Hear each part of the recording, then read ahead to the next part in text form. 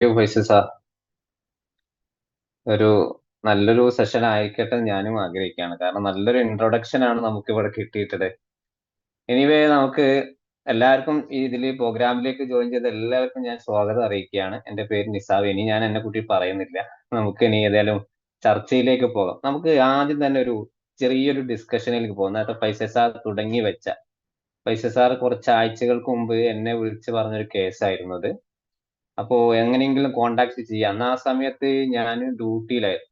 അന്നപ്പോ ആ സാഹചര്യത്തിൽ ഞാൻ അദ്ദേഹത്തെ ഫോൺ വിളിച്ചു. നിങ്ങൾ പറഞ്ഞതുപോലെ തന്നെ അദ്ദേഹം റെയിൽവേ സ്റ്റേഷനിലാണ്. അപ്പോ ഞാൻ അദ്ദേഹം ചോദിച്ചു, കറന്റ്ലി നിങ്ങൾക്ക് ഇപ്പൊ ഉള്ള നമ്മളിപ്പോ ഏത് കൗൺസിലിംഗ് മേഖലയാണെങ്കിലും നമ്മൾ ആളുകളെ കേൾക്കാൻ തയ്യാറാണെങ്കിൽ ആ സമയം ഇപ്പൊ കറന്റ്ലി നമുക്ക് എന്താണ് ഇഷ്യൂ എന്നുള്ളതാണ് ചോദിക്കാറ്. അപ്പോ അയാൾ എന്നോട് പറഞ്ഞു, എനിക്ക് ഒരുപാട് പ്രശ്നങ്ങളുണ്ട്. അപ്പൊ ഞാൻ പറഞ്ഞു, ഒരു 10-20 മിനിറ്റ് കൊണ്ട് നിങ്ങൾക്ക് സംസാരിക്കാൻ പറ്റി, ഞാൻ നിങ്ങളെ കേൾക്കാൻ തയ്യാറാണ്. അങ്ങനെ ആ സമയത്ത് പുള്ളിക്കാരൻ പറഞ്ഞു, ഒരു 10 മിനിറ്റും 20 മിനിറ്റും ഒന്നും തീരില്ല, എന്നാലും ഞാൻ കുറച്ച് കാര്യങ്ങൾ പറയാം. അപ്പൊ ഞാൻ ആ സംസാരത്തിന്റെ ഇടയ്ക്ക് ഞാൻ ചോദിച്ചു, നിങ്ങൾ റെയിൽവേ സ്റ്റേഷന്റെ അടുത്ത് എവിടെയെങ്കിലും ചായക്കടയോ അല്ലെങ്കിൽ വല്ല അടുത്ത് എന്തെങ്കിലും സംഭവങ്ങളുണ്ടോ? ആ ചായക്കട, എന്നാ നിങ്ങൾ അങ്ങോട്ട് പോരും, അവിടുന്ന് ഒരു ചായ കുടിക്കാം, കൂടെ ഞാനും നിങ്ങളെ കൂടെ ഉണ്ട് എന്നുള്ള ചിന്തയോട് കൂടി നമുക്ക് ഒരുമിച്ച് ചായ കുടിക്കാന്ന് പറഞ്ഞു. അങ്ങനെ പുള്ളിക്കാരന് ആ സമയത്ത് എന്നോട് ഞാൻ ആ 20 മിനിറ്റ് കൊടുത്ത, അയാൾക്ക് മെയിൻ ആയിട്ട് ഉണ്ടായിരുന്ന ഇഷ്യൂ സാമ്പത്തികമായിട്ടുള്ള ചില പ്രശ്നങ്ങളാണ്. പിന്നെ വീട്ടിലുള്ള ചില പ്രയാസങ്ങൾ, മാനസിക പ്രശ്നങ്ങൾ, കുട്ടികളുമായിട്ട് കൂടുതൽ സംസാരിക്കാൻ കമ്മ്യൂണിക്കേഷന്റെ പ്രശ്നങ്ങളുണ്ട്, വൈഫുമായിട്ടുള്ള ചില പ്രശ്നങ്ങളുണ്ട്. പക്ഷെ ഇത് സൂയിസൈഡിലേക്ക് എങ്ങനെ എത്തി എന്നുള്ളത് അയാൾക്ക് അറിയില്ല. അയാൾ കാരണം എല്ലാ പ്രശ്നങ്ങളും ഒരുമിച്ച് അയാൾ ഇവാലുവേറ്റ് ചെയ്തു. എനിക്ക് ഈ പ്രശ്നങ്ങൾക്കൊന്നും ഇനി സൊല്യൂഷൻ ഇല്ല എന്നത്. സംഭവം ആ സ്പോട്ടിൽ അയാൾ ആത്മഹത്യ ചെയ്യാത്ത രീതിയിൽ ഞാൻ അയാളെ വീട്ടിൽ എത്തിച്ചു എന്നുള്ളത് ഓക്കെയാണ്. പക്ഷെ കാരണം അയാൾക്ക് പറയാനുള്ളത് മൊത്തം കേൾക്കുമ്പോൾ നമ്മുടെ ആ സങ്കടത്തിൽ നിന്നും അയാൾക്ക് ഒരു സപ്പോർട്ട് കൊടുക്കുക എന്നുള്ളത് മാത്രം ഞാൻ അവിടെ ചെയ്തത്. അല്ലാതെ ഞാനൊരു ഇന്റർവെൻഷൻ കൊടുത്തിട്ടില്ല, ഒന്നും അവിടെ ചെയ്തിട്ടില്ല. പക്ഷെ അയാള് തിരിച്ച് വീട്ടിലേക്ക് വന്നു. അങ്ങനെയാണ് ഒരു കേസ്. വേറൊരു കേസ് പറഞ്ഞപ്പോ, ഇപ്പൊ ദുബായില് UAE ഉള്ളവർക്ക് അറിയാം, ഒരു 2-3 ദിവസങ്ങൾക്ക് മുമ്പ് പിന്നെ ഒരു 18-19 വയസ്സുള്ള ഒരു യുവാവ് ആത്മഹത്യ ചെയ്തു. കാരണം ഞാൻ അദ്ദേഹത്തിന്റെ ഷോപ്പിൽ കയറി പലവട്ടം സാധനങ്ങൾ വാങ്ങാൻ പോയിട്ട്, ഇലക്ട്രോണിക് ഐറ്റംസ് ജോലി ചെയ്യുന്ന ഒരു ആളാണ്. 19 വയസ്സ് യുവാവാണ്. പക്ഷെ അയാളടുത്ത് പല സമയത്ത് ഞാൻ അദ്ദേഹത്തെ കണ്ടിട്ടുണ്ട്, സംസാരിച്ചിട്ടുണ്ട്. പക്ഷെ ഇന്നത്തെ ഒരാഴ്ചയായിട്ട് അയാള് അബുദാബിയിൽ നിന്ന് മിസ്സിംഗ് ആണ്. പക്ഷെ ഇന്നലെ മീഡിയ വണ്ണിൽ വന്ന ചർച്ച, ഒരു വാർത്തയിൽ ആ കുട്ടി ആത്മഹത്യ ചെയ്തു വന്നു. അതായത് ദുബായിൽ നിന്നും ഒരു ബ്രിഡ്ജിന്റെ മുകളിൽ താഴോട്ട് ചാടി ആത്മഹത്യ ചെയ്തു. എല്ലാരും കേട്ടിട്ടുണ്ടാവും ന്യൂസിൽ. പക്ഷെ അയാള് ഞാൻ പലപ്പോഴായിട്ട് സംസാരിച്ചപ്പോൾ വളരെ ആക്റ്റീവ് ആയിട്ടുള്ള ഒരു കുട്ടിയാണ്. വളരെ ഒരു എന്താണ്, എല്ലാത്തിനും നമ്മളോട് ഓപ്പൺ ആയിട്ട് സംസാരിക്കുന്നത്. പിന്നെ എന്ത് പറ്റി അയാൾക്ക്? എവിടെയാണ് അയാൾക്ക് മനസ്സിൽ എന്തൊക്കെ പ്രശ്നങ്ങൾ അതൊന്നും നമുക്കറിയില്ല. എന്നാലും ചുറ്റുപാടുകൾ ഒരുപാട് ആളുകൾ ചിരിച്ചുകൊണ്ട് നടക്കുന്നു, ഒരുപാട് ചിലപ്പോൾ സങ്കടത്തോട് കൂടി നടക്കും. ഇവർക്കൊക്കെ എന്തൊക്കെ പ്രശ്നങ്ങളുണ്ട് നമ്മൾ എങ്ങനെയാ അറിയുക? എങ്ങനെ ഇവരുമായിട്ട് ഇടപഴകുക? ഇവരുമായിട്ട് സംസാരിക്കണം.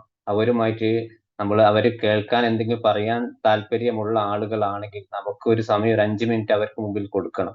ഞാൻ ഈ പലവട്ടം ഇയാളെ കണ്ടിട്ടുണ്ടെങ്കിൽ പോലും അയാൾ പേഴ്സണൽ ഇഷ്യൂസ് ഒന്നും ചോദിച്ചിട്ടില്ല. സാധാരണ കടയിൽ പോകുന്ന എന്തൊക്കെയുണ്ട് വിശേഷങ്ങൾ, അതേപോലെ. ഓക്കെ. എനിവേ നമുക്ക് ഞാൻ രണ്ട് കേസുകൾ പറഞ്ഞത്, ഇത് നമ്മൾ ചുറ്റുപാട് നടന്നുകൊണ്ടിരിക്കുന്ന കാര്യങ്ങളായതുകൊണ്ട്, ഈ സെപ്റ്റംബർ 10 എന്ന് പറയുന്നത് ലോകമെമ്പാടും നമ്മൾ ഒരു സൂയിസൈഡ് പ്രിവെൻഷൻ ഡേ ആയിട്ട് അംഗീകരിക്കുന്ന ഒരു, അല്ലെങ്കിൽ നമ്മൾ എല്ലാവരും ഒരു ദിവസമായിട്ട് ഓർമ്മിക്കപ്പെടുന്ന ഒരു ദിവസമാണ് സെപ്റ്റംബർ 10 എന്ന് പറയുന്നത്. എന്നിരുന്നാൽ പോലും നമ്മൾ പല മാധ്യമങ്ങളിൽ ഇപ്പോഴും സ്റ്റുഡൻസ് ആയിട്ടും അല്ലെങ്കിൽ ഡോക്ടേഴ്സ്, അതേപോലെ സെലിബ്രിറ്റീസ്, അങ്ങനെ പലതരത്തിലുള്ള സൂയിസൈഡുകൾ കാണും. ഒരു 2021 സെൻസസ് പ്രകാരം പിന്നെ വേൾഡിൽ 8 ലക്ഷം ആളുകളാണ് സൂയിസൈഡ് ചെയ്തത്. അതിൽ ഇന്ത്യയിൽ മാത്രം 2 ലക്ഷം ആളുകൾ പെടുന്നു. എന്തായിരിക്കും ഇതിനൊക്കെ കാരണം? എന്നിട്ട് ഇപ്പോഴും നടന്നുകൊണ്ടിരിക്കുന്ന ഒരു മാറ്റങ്ങളും ഇല്ലാതെ അങ്ങനെ, പ്രത്യേകിച്ച് നമ്മുടെ അഡൽട്ടിന്റെ കീഴിൽ നോക്കുമ്പോൾ ഒരു 15-29 വയസ്സിന്റെ ഇടയ്ക്ക് ഏറ്റവും കൂടുതൽ മരിച്ചവരെ കണക്ക് നോക്കുമ്പോൾ ഏറ്റവും പ്രധാനപ്പെട്ട കാരണം ഒക്കെ സൂയിസൈഡ് തന്നെയാണ്. എന്തുകൊണ്ടാണ് ഇവർ സൂയിസൈഡ് ചെയ്യുന്ന ആ ഇതിലേക്ക് എത്തിപ്പെടുന്നത്? ഇതിനുള്ള പ്രധാനപ്പെട്ട ഒരു കാരണം എന്ന് പറയുന്നത് ഡിപ്രഷനാണ്. ഡിപ്രസീവ് ആയിട്ടുള്ള അതായത് നേരത്തെ പറഞ്ഞതുപോലെ പലതരത്തിലുള്ള പ്രയാസങ്ങൾ ഉണ്ടാവും. ചിലപ്പോ പിന്നെ പഠനവുമായിട്ടുള്ള ബന്ധങ്ങൾ ഉണ്ടാവും, അല്ലെങ്കിൽ സാമ്പത്തികമായിട്ടുള്ള ബന്ധങ്ങൾ, അല്ലെ കുടുംബ ബന്ധവുമായിട്ടുള്ള പല ബന്ധങ്ങളും ഉണ്ടാവും. അന്നപ്പോ നമുക്ക് സാധാരണയായിട്ട് ചില പ്രശ്നങ്ങൾ വരുമ്പോൾ 1-2 ദിവസമൊക്കെ ആണെങ്കിൽ നമുക്ക് ഡിപ്രഷൻ ഉണ്ടെങ്കിൽ അതിൽ ഡിപ്രഷൻ എന്ന് പറയാൻ പറ്റില്ല. പക്ഷെ ഒരു ഡിപ്രസീവ് ആയിട്ടുള്ള ഒരാൾക്ക് എങ്ങനെയൊക്കെയാണ് അതിന്റെ ലക്ഷണങ്ങൾ നമ്മൾ കാരണം ഞാൻ പറയുന്നത് ആദ്യം ഡിപ്രഷൻ എന്താണെന്ന് ഞാൻ നിങ്ങളോട് പറയാം. ചിലപ്പോൾ എല്ലാവർക്കും അറിയുന്ന കേസുകൾ തന്നെയാണ്. അന്നപ്പോ ഇതൊരു ജൈവശാസ്ത്രീയപരമായിട്ടുള്ള ഒരു രോഗമാണ്. അതായത് നമ്മുടെ ബ്രെയിൻ, അതായത് എല്ലാവർക്കും അറിയാം നമുക്ക് 2 ബ്രെയിൻ ഉണ്ട്. ആ 2 ബ്രെയിൻ നിന്നും നമ്മുടെ ചില രാസപ്രവർത്തനങ്ങളുടെ ഏറ്റക്കുറച്ചിൽ, അതായത് ലെഫ്റ്റ് ബ്രെയിൻ എന്ന് പറയുന്നത് നമ്മുടെ ശരീരത്തിൽ എല്ലാവിധ ആക്ടിവിറ്റീസുകൾ നടക്കുന്ന ഏരിയ ആണ്. അതായത് റൈറ്റ് ബ്രെയിൻ എന്ന് പറയുന്നത് നമ്മുടെ ചില ഇമോഷൻസുകൾ.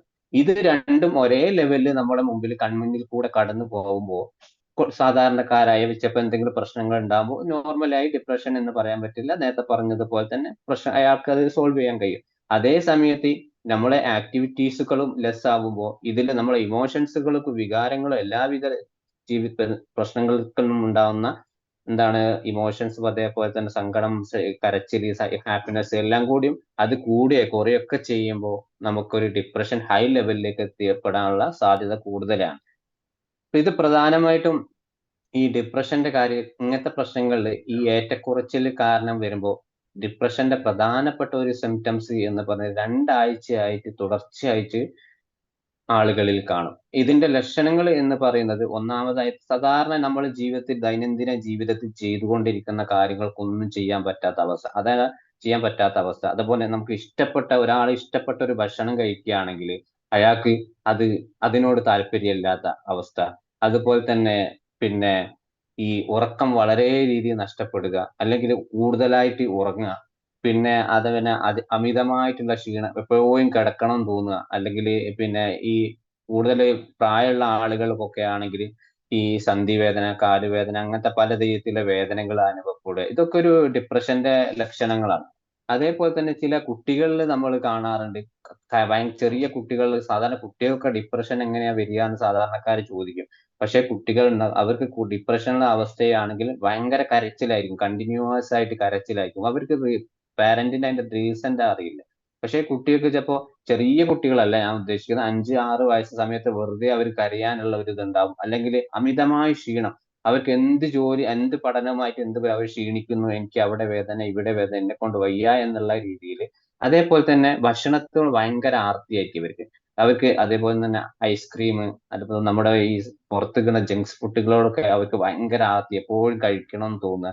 ഇത് സാധാരണ നോർമലായി പറയും, ഇങ്ങനെ ആർത്തിയുള്ള കുട്ടികളുണ്ട്. അത് ഒരു ഡിപ്രഷൻ എന്ന് കണക്കാക്കണ്ട നിങ്ങൾ. ഞാനൊരു ഇതിന്റെ ലക്ഷണങ്ങൾ പറഞ്ഞതാണ്. പക്ഷെ ഇതിനൊക്കെ നമ്മളൊന്ന് കണ്ടെത്തി കഴിഞ്ഞ ഒരു ഏർലി ഇന്റർവെൻഷൻ കൊടുക്കുക എന്നുള്ളതാണ് പ്രധാനപ്പെട്ട ഒരു റീസൺ. ആ റീസൺ നമുക്ക് ഇങ്ങനത്തെ നമ്മളെ ചുറ്റുപാടുള്ള ആളുകൾ, അല്ലെങ്കിൽ നമ്മുടെ വീട്ടിലുള്ള ആളുകൾ ഈ ഡിപ്രഷന്റെ ലക്ഷണങ്ങളൊക്കെ കണ്ടു കഴിഞ്ഞാൽ നമുക്ക് അതിന് ഒരു പ്രത്യേകമായ ട്രീറ്റ്മെന്റ് തന്നെ കൊടുക്കാം. പിന്നെ പൊതുവെ ആയിട്ട് നമുക്ക് ഇതിനെപ്പറ്റി പറയുകയാണെങ്കിൽ ഈ ഡിപ്രഷൻ ഏറ്റവും കൂടുതൽ നെഗറ്റീവ് തോട്ട്സുകളാണ്. കാരണം ഇവര് നെഗറ്റീവ് തോട്ട്സുകൾ ചിന്തിക്കുന്ന ആളുകൾക്കിടയിൽ ഹോപ്പ്ലെസ്നെസ്, എല്ലാവരും സൈക്കോളജി പഠിച്ചിട്ടുണ്ടാവും. പക്ഷെ എന്നെ ഒന്നിനും കൊള്ളൂല, ഞാനൊന്നും ഒന്നും പറ്റില്ല, എന്നെ ഇനി ആർക്കും ഇഷ്ടമില്ല, അങ്ങനത്തെ കുറെ ചിന്താഗതി. ചിലപ്പോ ഉദാഹരണം പറയുകയാണെങ്കിൽ ഒരു എക്സാമിൽ തോറ്റതായിരിക്കും. ആ തോറ്റത് കാരണം, ഫെയിൽ ആയത് കാരണം വീട്ടുകാരെന്തോ പറഞ്ഞിട്ടുണ്ടാവും. കാരണം അതിന്റെ റീസൺ എന്താണെന്ന് ആലോചിക്കാതെ ഈ കുട്ടി ഇങ്ങനെ റാഷണൽ ആയിട്ടും അല്ലാതെ ഇറാഷണൽ ആയിട്ട് ഇങ്ങനെ ചിന്തിച്ചുകൊണ്ട് കൊടുക്കുക. എന്റെ വീട്ടുകാർക്ക് എന്നെ ഇഷ്ടമില്ല, എന്നെ ആർക്കും പറ്റില്ല, എന്നെ ഒന്നിനും കൊള്ളില്ല, ഇനിയിപ്പോ ഞാൻ ആ എക്സാം തോറ്റത് കൊണ്ട് എന്നെ ഇനി ആരും ശ്രദ്ധിക്കില്ല, എന്റെ വീട്ടുകാർ എന്നെ ഒരുപാട് ചീത്ത പറഞ്ഞു എന്നുള്ളത്. ഇതൊക്കെ ഈ ഡിപ്രസീവ് ആയിട്ടുള്ള അവസ്ഥ. ഇതൊക്കെ കുട്ടികൾ ഇങ്ങനത്തെ ചിന്തകൾ ഉണ്ടെങ്കിൽ നമ്മൾ പ്രധാനമായും ശ്രദ്ധിക്കണം. ഇതിന് പുറമെ സാധാരണക്കാർ ചില നമ്മുടെ ഇടയിൽ ഒരു സാധാരണക്കാർ ടോക്ക് ഉണ്ടാവാറുണ്ട്. ഈ മരണത്തെക്കുറിച്ചും ആത്മഹത്യയെക്കുറിച്ചും സംസാരിക്കുന്നവര് അവരൊരിക്കലും മരിക്കാൻ പോവില്ല എന്നുള്ളത്. അതേപോലെ തന്നെ ഈ മരണത്തെക്കുറിച്ചൊന്നും സംസാരിക്കാത്തവരും അതിനെപ്പറ്റി ഒരു അവയർനെസ് ഇല്ല, അവരതും ചെയ്യില്ല. പക്ഷെ അതൊക്കെ ഒരു തെറ്റിദ്ധാരണയാണ്. ഈ മരണത്തെക്കുറിച്ചും സൂയിസൈഡിനെ കുറിച്ചും എപ്പോഴും സംസാരിക്കുന്നവരാണെങ്കിൽ അവരെ നമ്മൾ പ്രത്യേകമായിട്ട് ഒന്ന് ശ്രദ്ധിക്കണം.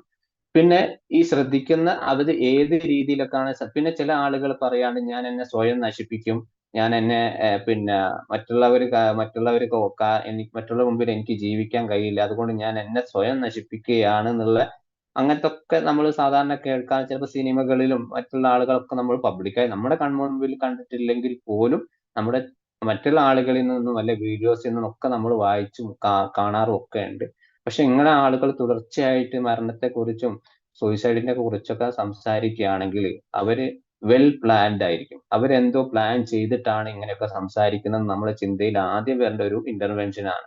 അന്നപ്പോ ഇതിന് ഇവര് പരമാവധി അവര് പ്ലാൻ ചെയ്ത് കഴിഞ്ഞ ശേഷം എന്തുകൊണ്ടാണ് പിന്നെ നമ്മൾ അവരോട് പറയുന്നതെന്ന് വെച്ചാല് എന്റെ മരണത്തെ പലരും ആഗ്രഹിക്കുന്നവരുണ്ടാവും. അവരെ ചിന്താഗതിയാണത്. റാഷണൽ ആയിട്ടുള്ള ചിന്താഗതി ആ സമയത്ത്. എന്റെ മരണത്തെ ആരൊക്കെ ആഗ്രഹിക്കുന്നുണ്ട് അത് അവർക്ക് അറിയണം. അത് മാത്രമല്ല ഞാൻ മുൻകൂട്ടിയെ പ്ലാൻ ചെയ്ത കാര്യം ഈ മരണം ഞാൻ ഇങ്ങനെ ആത്മഹത്യ ചെയ്യാൻ പോവുകയാണ് എന്നുള്ളത് മറ്റുള്ള ചുറ്റുപാടുകളിലേക്ക് അറിഞ്ഞു കഴിഞ്ഞാലുള്ള ഒരു റെസ്പോൺസ് എന്തൊക്കെയായിരിക്കും. കാരണം ചില ഒരു ഉദാഹരണമായി പറയുകയാണെങ്കിൽ സാമ്പത്തികമായിട്ടൊരു വിഷയം വരുമ്പോ നമ്മൾ അദ്ദേഹത്തെ ഇങ്ങനെ ഡിപ്രസീവ് നേരത്തെ പറഞ്ഞ റെയിൽവേ സ്റ്റേഷനിലുള്ള ഒരു കേസ് ഞാൻ പറഞ്ഞില്ലേ, ആ കേസുമായിട്ട് ബന്ധപ്പെട്ട് നമ്മൾ പറയുമ്പോൾ അയാൾ പറയും, ഞാൻ പൂർണ്ണമായി അയാൾ കേട്ട് കഴിഞ്ഞിട്ട് അയാൾ പറയും ഇതൊക്കെ സാധാരണക്കാർക്ക് ഉണ്ടാകുന്ന പ്രശ്നങ്ങൾ, ഇതിനൊക്കെ ആത്മഹത്യ ചെയ്യാൻ അതിനല്ല നേരം കാണും. ഇങ്ങനെയൊക്കെ പറയുമ്പോൾ അവർക്ക് ഒന്നുകൂടി അതിനെ കൂടുതൽ, കാരണം അവരെ കേൾക്കാൻ ഒരാളും തയ്യാറല്ല. എന്റെ പ്രശ്നങ്ങളൊന്നും മനസ്സിലാക്കാനോ അല്ലെങ്കിൽ എന്റെ ഒരു ഇമോഷണൽ എന്താണെന്നോ അതൊന്നും ആർക്കാർക്ക് താല്പര്യമില്ല. അവരെ ലൈഫാണ്. എന്നെ ഒരു അംഗീകരിക്കൂല ഈ ലോകത്ത്. അപ്പൊ എന്റെ ആവശ്യമില്ല. എന്റെ പ്രശ്നങ്ങൾ എന്നിൽ മാത്രം ഒതുങ്ങി തീരുന്നു എന്നുള്ള ചിന്താഗതിയായിരിക്കും ഇങ്ങനത്തെ ആളുകൾ കൂടുതൽ ഉണ്ടാവുക. പിന്നെ ഇതുവരെ ഞാൻ പറഞ്ഞത് സാധാരണയായിട്ടുള്ള ഒരു ഡിപ്രസീവ് ആയിട്ടുള്ള ചില കാര്യങ്ങളാണ്. ഇനി ഞാൻ പറയാൻ പോകുന്ന ചില സയൻസുകൾ, അടയാളങ്ങളുണ്ട്. ഈ ആത്മഹത്യ ചെയ്യാൻ പോകുന്നതിന് മുമ്പ് നമുക്ക് ചില അടയാളങ്ങൾ അവർ കാണിക്കും. എന്തൊക്കെയാണ് അടയാളങ്ങൾ നമുക്ക് ഓരോന്നോരോന്നായിട്ട് നോക്കാം. ഇതില് പ്രധാനമായിട്ട് പെട്ടെന്നുള്ള ചില ആത്മഹത്യകള് പിന്നെ രണ്ട് തരത്തിലാണുള്ളത്. ഒന്ന് സൈക്കോസിസ് ലെവലിലുള്ള രീതിയിലും ഒന്ന് ഡിപ്രഷനുള്ള രീതിയിലും. സൈക്കോസിസ് എന്ന് പറയുന്നത് ഹൈ ലെവലിൽ സിവിയർ ആയിട്ടുള്ള ലെവലിലാണ്. അവർക്ക് മാനസികമായിട്ട് പല പേഴ്സണാലിറ്റി ഡിസോർഡർ ഉണ്ടാവും. അതൊക്കെ ഒന്ന് കണ്ടെത്തിയാൽ നമുക്ക് അതിനെ ചികിത്സിക്കാം. പക്ഷെ പ്രധാനമായിട്ട് ഡിപ്രസീവ് ആയിട്ടുള്ള കാര്യം, നോർമൽ ആയിട്ടുള്ള അവസ്ഥയിലുള്ള കാര്യങ്ങളാണ് നമ്മൾ ഇന്ന് ചർച്ച ചെയ്യാൻ പോകുന്നത്. അത് പിന്നെ നേരത്തെ പറഞ്ഞത് ആദ്യത്തെ ഒരു ഉദാഹരണം എന്ന് പറയുന്നത് പിന്നെ അവര് എപ്പോഴും സംസാരിച്ചു ഞാൻ മരിക്കാൻ ആഗ്രഹിക്കുന്നു അല്ലെങ്കിൽ ഞാൻ എന്നെ എങ്ങനെ നശിപ്പിക്കും എന്ന് എപ്പോഴും ഇടയ്ക്കൊക്കെ സംസാരിച്ചുകൊണ്ടിരിക്കുക. ആദ്യത്തെ ലക്ഷണങ്ങൾ ഇവരെ സൂയിസൈഡ് ചെയ്യാൻ പോകുന്നതിന് മുമ്പ് ചില കാര്യങ്ങൾ മറ്റുള്ള ആളുകളെ അറിയിക്കാൻ വേണ്ടി ഇവരിങ്ങനെ സംസാരിച്ചു. ഞാൻ നാളെ മരിക്കും, അല്ല മറ്റന്നാൾ മരിക്കും, ഞാൻ മരിക്കാൻ ഇങ്ങനെയാണ് ആഗ്രഹിക്കുന്നത്, ഞാൻ വിഷം കുടിച്ച് മരിക്കും. അന്നപ്പോ അങ്ങനെ ആരെങ്കിലും പറയുകയാണെങ്കിൽ അവരെ പിന്നെ നമ്മൾ ഒന്ന് ശ്രദ്ധിച്ച് അവരെ അതിൽ നിന്ന് മാറ്റിയെടുക്കുക. അതേ സമയത്ത് നമ്മുടെ റെസ്പോൺസ് എന്താവരുത്, ഇതിനൊന്നും ആത്മഹത്യ ചെയ്തിട്ട് കാര്യമില്ല അങ്ങനെയൊന്നും പറഞ്ഞു കൊടുക്കാതെ അവരെ പ്രശ്നങ്ങൾ എന്താണെന്നുള്ളത് നമുക്ക് കൂടുതലായിട്ടും അന്വേഷിക്കുക എന്നുള്ളതാണ്. പിന്നെ രണ്ടാമത്തത് ഒന്ന് ആത്മഹത്യ ചിന്ത. എപ്പോഴും ഇവര് ആത്മഹത്യക്ക് ചിന്തിക്കും. ആ ചിന്ത പ്രകാരം ചിലപ്പോൾ അവര് ഇതുപോലെ തന്നെ സംസാരിച്ചുകൊണ്ടിരിക്കും, അല്ലെങ്കിൽ എവിടെയെങ്കിലും എഴുതി വെക്കും. അതുപോലെ തന്നെ ഇവര് ഈ ഈ പ്ലാൻ ചെയ്യും. ഈ പ്ലാൻ ചെയ്തതിന് ശേഷം അവർ പറയും, ഞാൻ നാളെ രാത്രി ഇന്ന സ്ഥലത്ത് പോയി ആത്മഹത്യ ചെയ്യും, ഇന്ന കിണറിൽ പോയി ചാടും, അല്ല ഇന്ന പുഴയിൽ പോയി ഞാൻ ചാടും എന്നിങ്ങനെ അവര് മുൻകൂട്ടി ചിലപ്പോൾ പറയും. ആ പറയുന്ന ആളുകള് കാരണം ഹൈ സിവിയർ ആയിട്ടുള്ള ആളുകളായിരിക്കും. ഇങ്ങനത്തെ ആളുകളൊക്കെ നമുക്ക് ഒന്ന് പ്രത്യേകമായി ശ്രദ്ധിക്കേണ്ട കാര്യം. പിന്നെ മൂന്നാമത്തെ ഒരു കാര്യമാണ് നമ്മുടെ ഈ ഡ്രഗ്സിന്റെ ഉപയോഗം കാരണം ആത്മഹത്യ ചെയ്യുന്നത്. അതായത് ഈ മയക്കുമരുന്ന്, അതുപോലെ ഈ പിന്നെ മദ്യപാനം, ഇങ്ങനത്തെ പലതരത്തിലുള്ള ഡ്രഗ്സിന്റെ ഉപയോഗം കാരണം ഈ ആത്മഹത്യയിലേക്ക്. കാരണം അവർ ഈ സമയത്ത് ബ്ലഡ് സർക്കുലേഷൻ ഹൈ പ്രഷറിലായി. എന്നപ്പോ ആ സമയത്ത് അവർക്ക് എന്താ തോന്നുന്നത് ചെയ്യാൻ പറയാ. പക്ഷെ ഈ സാധാരണ മദ്യപാനം ഉപയോഗിക്കുന്നവരുടെ ഉള്ളിൽ അബോധാവസ്ഥയിൽ പോലും ഒരു നോർമൽ കോൺഷ്യസ് മൈൻഡ് ഉണ്ടാവും എന്നാണ് സാധാരണ പറയാറുള്ളത്. പക്ഷെ ഡെയിലി മദ്യപിക്കുന്ന ഒരാൾക്ക് അവരുടെ ബ്ലഡ് സർക്കുലേഷനിൽ അത് സബ് കോൺഷ്യസ് മൈൻഡ് മാത്രമേ ഉണ്ടാവൂ. കാരണം കോൺഷ്യസ് മൈൻഡിലേക്ക് അവർക്ക് ഒരിക്കലും ഇറങ്ങി പോകാൻ കഴിയില്ല. അന്നപ്പോ അത് ശ്രദ്ധിക്കണം. കാരണം ഈ മദ്യപാനം ഇടയ്ക്കിടയ്ക്ക് ഉപയോഗിക്കുന്ന ആളുകളും ഈ പല പ്രശ്നങ്ങൾ കൂടിയാകുമ്പോൾ അവർക്കൊരു നോർമൽ മൈൻഡിലേക്ക് ചിലപ്പോൾ തിരിച്ചു വരാൻ കഴിയും. പക്ഷെ സ്ഥിരമായിട്ട് ഡ്രഗ്സ് ഉപയോഗിക്കുന്ന ആളുകളാണെങ്കിൽ ഇത് അത് നമുക്ക് ചിലപ്പോൾ നമ്മളെ കയ്യിൽ ഒതുങ്ങിയെന്ന് വരില്ല. പ്രത്യേകം അവരെ ഒന്ന് ശ്രദ്ധിക്കണം. പിന്നെ നേരത്തെ പറഞ്ഞ ഒരു ഫീലിംഗ് ഓഫ് ഹോപ്പ്ലെസ്നെസ് ആണ്. എന്നെ ഒന്നിനും കൊള്ളൂല, എന്നെ ആർക്കും പറ്റില്ല, ഇങ്ങനെ ചിന്തിക്കുന്ന അല്ലെങ്കിൽ ഇന്നിങ്ങനെ പറഞ്ഞു നടക്കുന്ന കുട്ടികൾക്കിടയിലൊക്കെ ഏറ്റവും കൂടുതൽ 15ഉം 18ഉം വയസ്സുള്ള കുട്ടികൾ നമ്മുടെ പാരന്റിന്റെ പലതരത്തിലുള്ള കാരണങ്ങൾ കാരണമാണ് ഇവർ ആത്മഹത്യയിലേക്ക് പോകുന്നത്. കാരണം എന്തെങ്കിലും ചെറിയൊരു മൈന്യൂട്ട് ആയിട്ടുള്ള ഒരു മിസ്റ്റേക്ക് കാരണം കുട്ടിയെ നിരന്തരമായിട്ട് പിന്നെ ദ്രോഹിക്കുക, അത് പഠിക്കാൻ പറയുക, അതുപോലെ തന്നെ മറ്റുള്ള കുട്ടികളുമായിട്ട് കമ്പാരിസൺ ചെയ്യുക, ഇതൊക്കെ കുട്ടികളെ മാനസികമായിട്ട് പിന്നെ തളർത്തുന്ന ഒരു ലക്ഷണങ്ങൾ അത്. അപ്പൊ ഹോപ്പ്ലെസ്നെസ് ഉള്ള കുട്ടികൾ അല്ല ആളുകൾക്ക് അവർക്ക് നമുക്ക് പറയാനുള്ളത് അവർക്കൊരു എന്താണ് ഒരു ലക്ഷ്യങ്ങൾ അവർക്ക് മുന്നോട്ടുള്ള ലക്ഷ്യങ്ങൾ തെളിയിച്ചു കൊടുക്കുക എന്നുള്ളതാണ് പ്രധാനമായിട്ടും ചെയ്തു കൊടുക്കാനുള്ളത്. പിന്നെ അടുത്തത് പിന്നെ ആങ്സൈറ്റി ഉള്ള ആളുകൾ ഇതേപോലെ തന്നെ നേരത്തെ പറഞ്ഞിട്ടില്ല ഒരു ആങ്സൈറ്റി പ്രധാനമാണ്. ആങ്സൈറ്റി എന്ന് പറഞ്ഞ ചുറ്റുപാടുകളിലുള്ള ആളുകളെ പേടി അല്ലെ എൻവിറോൺമെന്റിൽ എനിക്ക് എന്തൊക്കെയോ സംഭവിക്കാനുണ്ട് അല്ലെങ്കിൽ ചില അസുഖങ്ങൾ കാരണം പെട്ടെന്ന് ഒരു ഗ്യാസിന്റെ വേദന വന്നു കഴിഞ്ഞാൽ എനിക്ക് അല്ലെങ്കിൽ എനിക്ക് ചെറിയ നെഞ്ചത്തുനിന്ന് ഒരു വേദന വന്നു കഴിഞ്ഞാൽ എനിക്ക് എന്ത് കാണും എനിക്ക് ഇങ്ങനെ പ്രശ്നമുണ്ട് എനിക്ക് ഹാർട്ട് അറ്റാക്ക് ആണ് പാനിക് അറ്റാക്ക് ആണ് എനിക്ക് എന്തോ അസുഖം വരാനുണ്ട് എന്നിട്ട് അത് പേടിച്ച് മരണത്തെ കൂടുതൽ ഇങ്ങനെ ചിന്തിച്ചുകൊണ്ടിരിക്കുക എന്നിട്ട് അത് മരണത്തെ അസുഖം എന്നെ കീഴടക്കുന്നതിന് മുമ്പ് തന്നെ ഞാൻ മരിച്ചു പോകും എന്നുള്ള ഒരു ചിന്താഗതി ഓട്ടോമാറ്റിക് ആയിട്ട് ഉണ്ടാക്കിയെടുക്കുന്ന ഒരു രീതി. ഇതിന്റെയാണ് ആങ്സൈറ്റിയിൽ പിന്നെ മറ്റുള്ള ആളുകൾ ചുറ്റുപാടുള്ള അയാളുമായിട്ടുള്ള ഇങ്ങനത്തെ ആള് ആങ്സൈറ്റി ഉള്ള ഏത് തരത്തിലുള്ള പേടിയുള്ള ആൾ ചിലപ്പോ ഒരു പകല് പുറത്തിറങ്ങാൻ പേടിയുള്ള ആൾ അല്ല രാത്രി പുറത്തിറങ്ങാൻ പേടി അല്ല യാത്ര ചെയ്യാനുള്ള പലതരത്തിലുള്ള ആങ്സൈറ്റികൾ പല രീതിയും കാണാറുണ്ട്.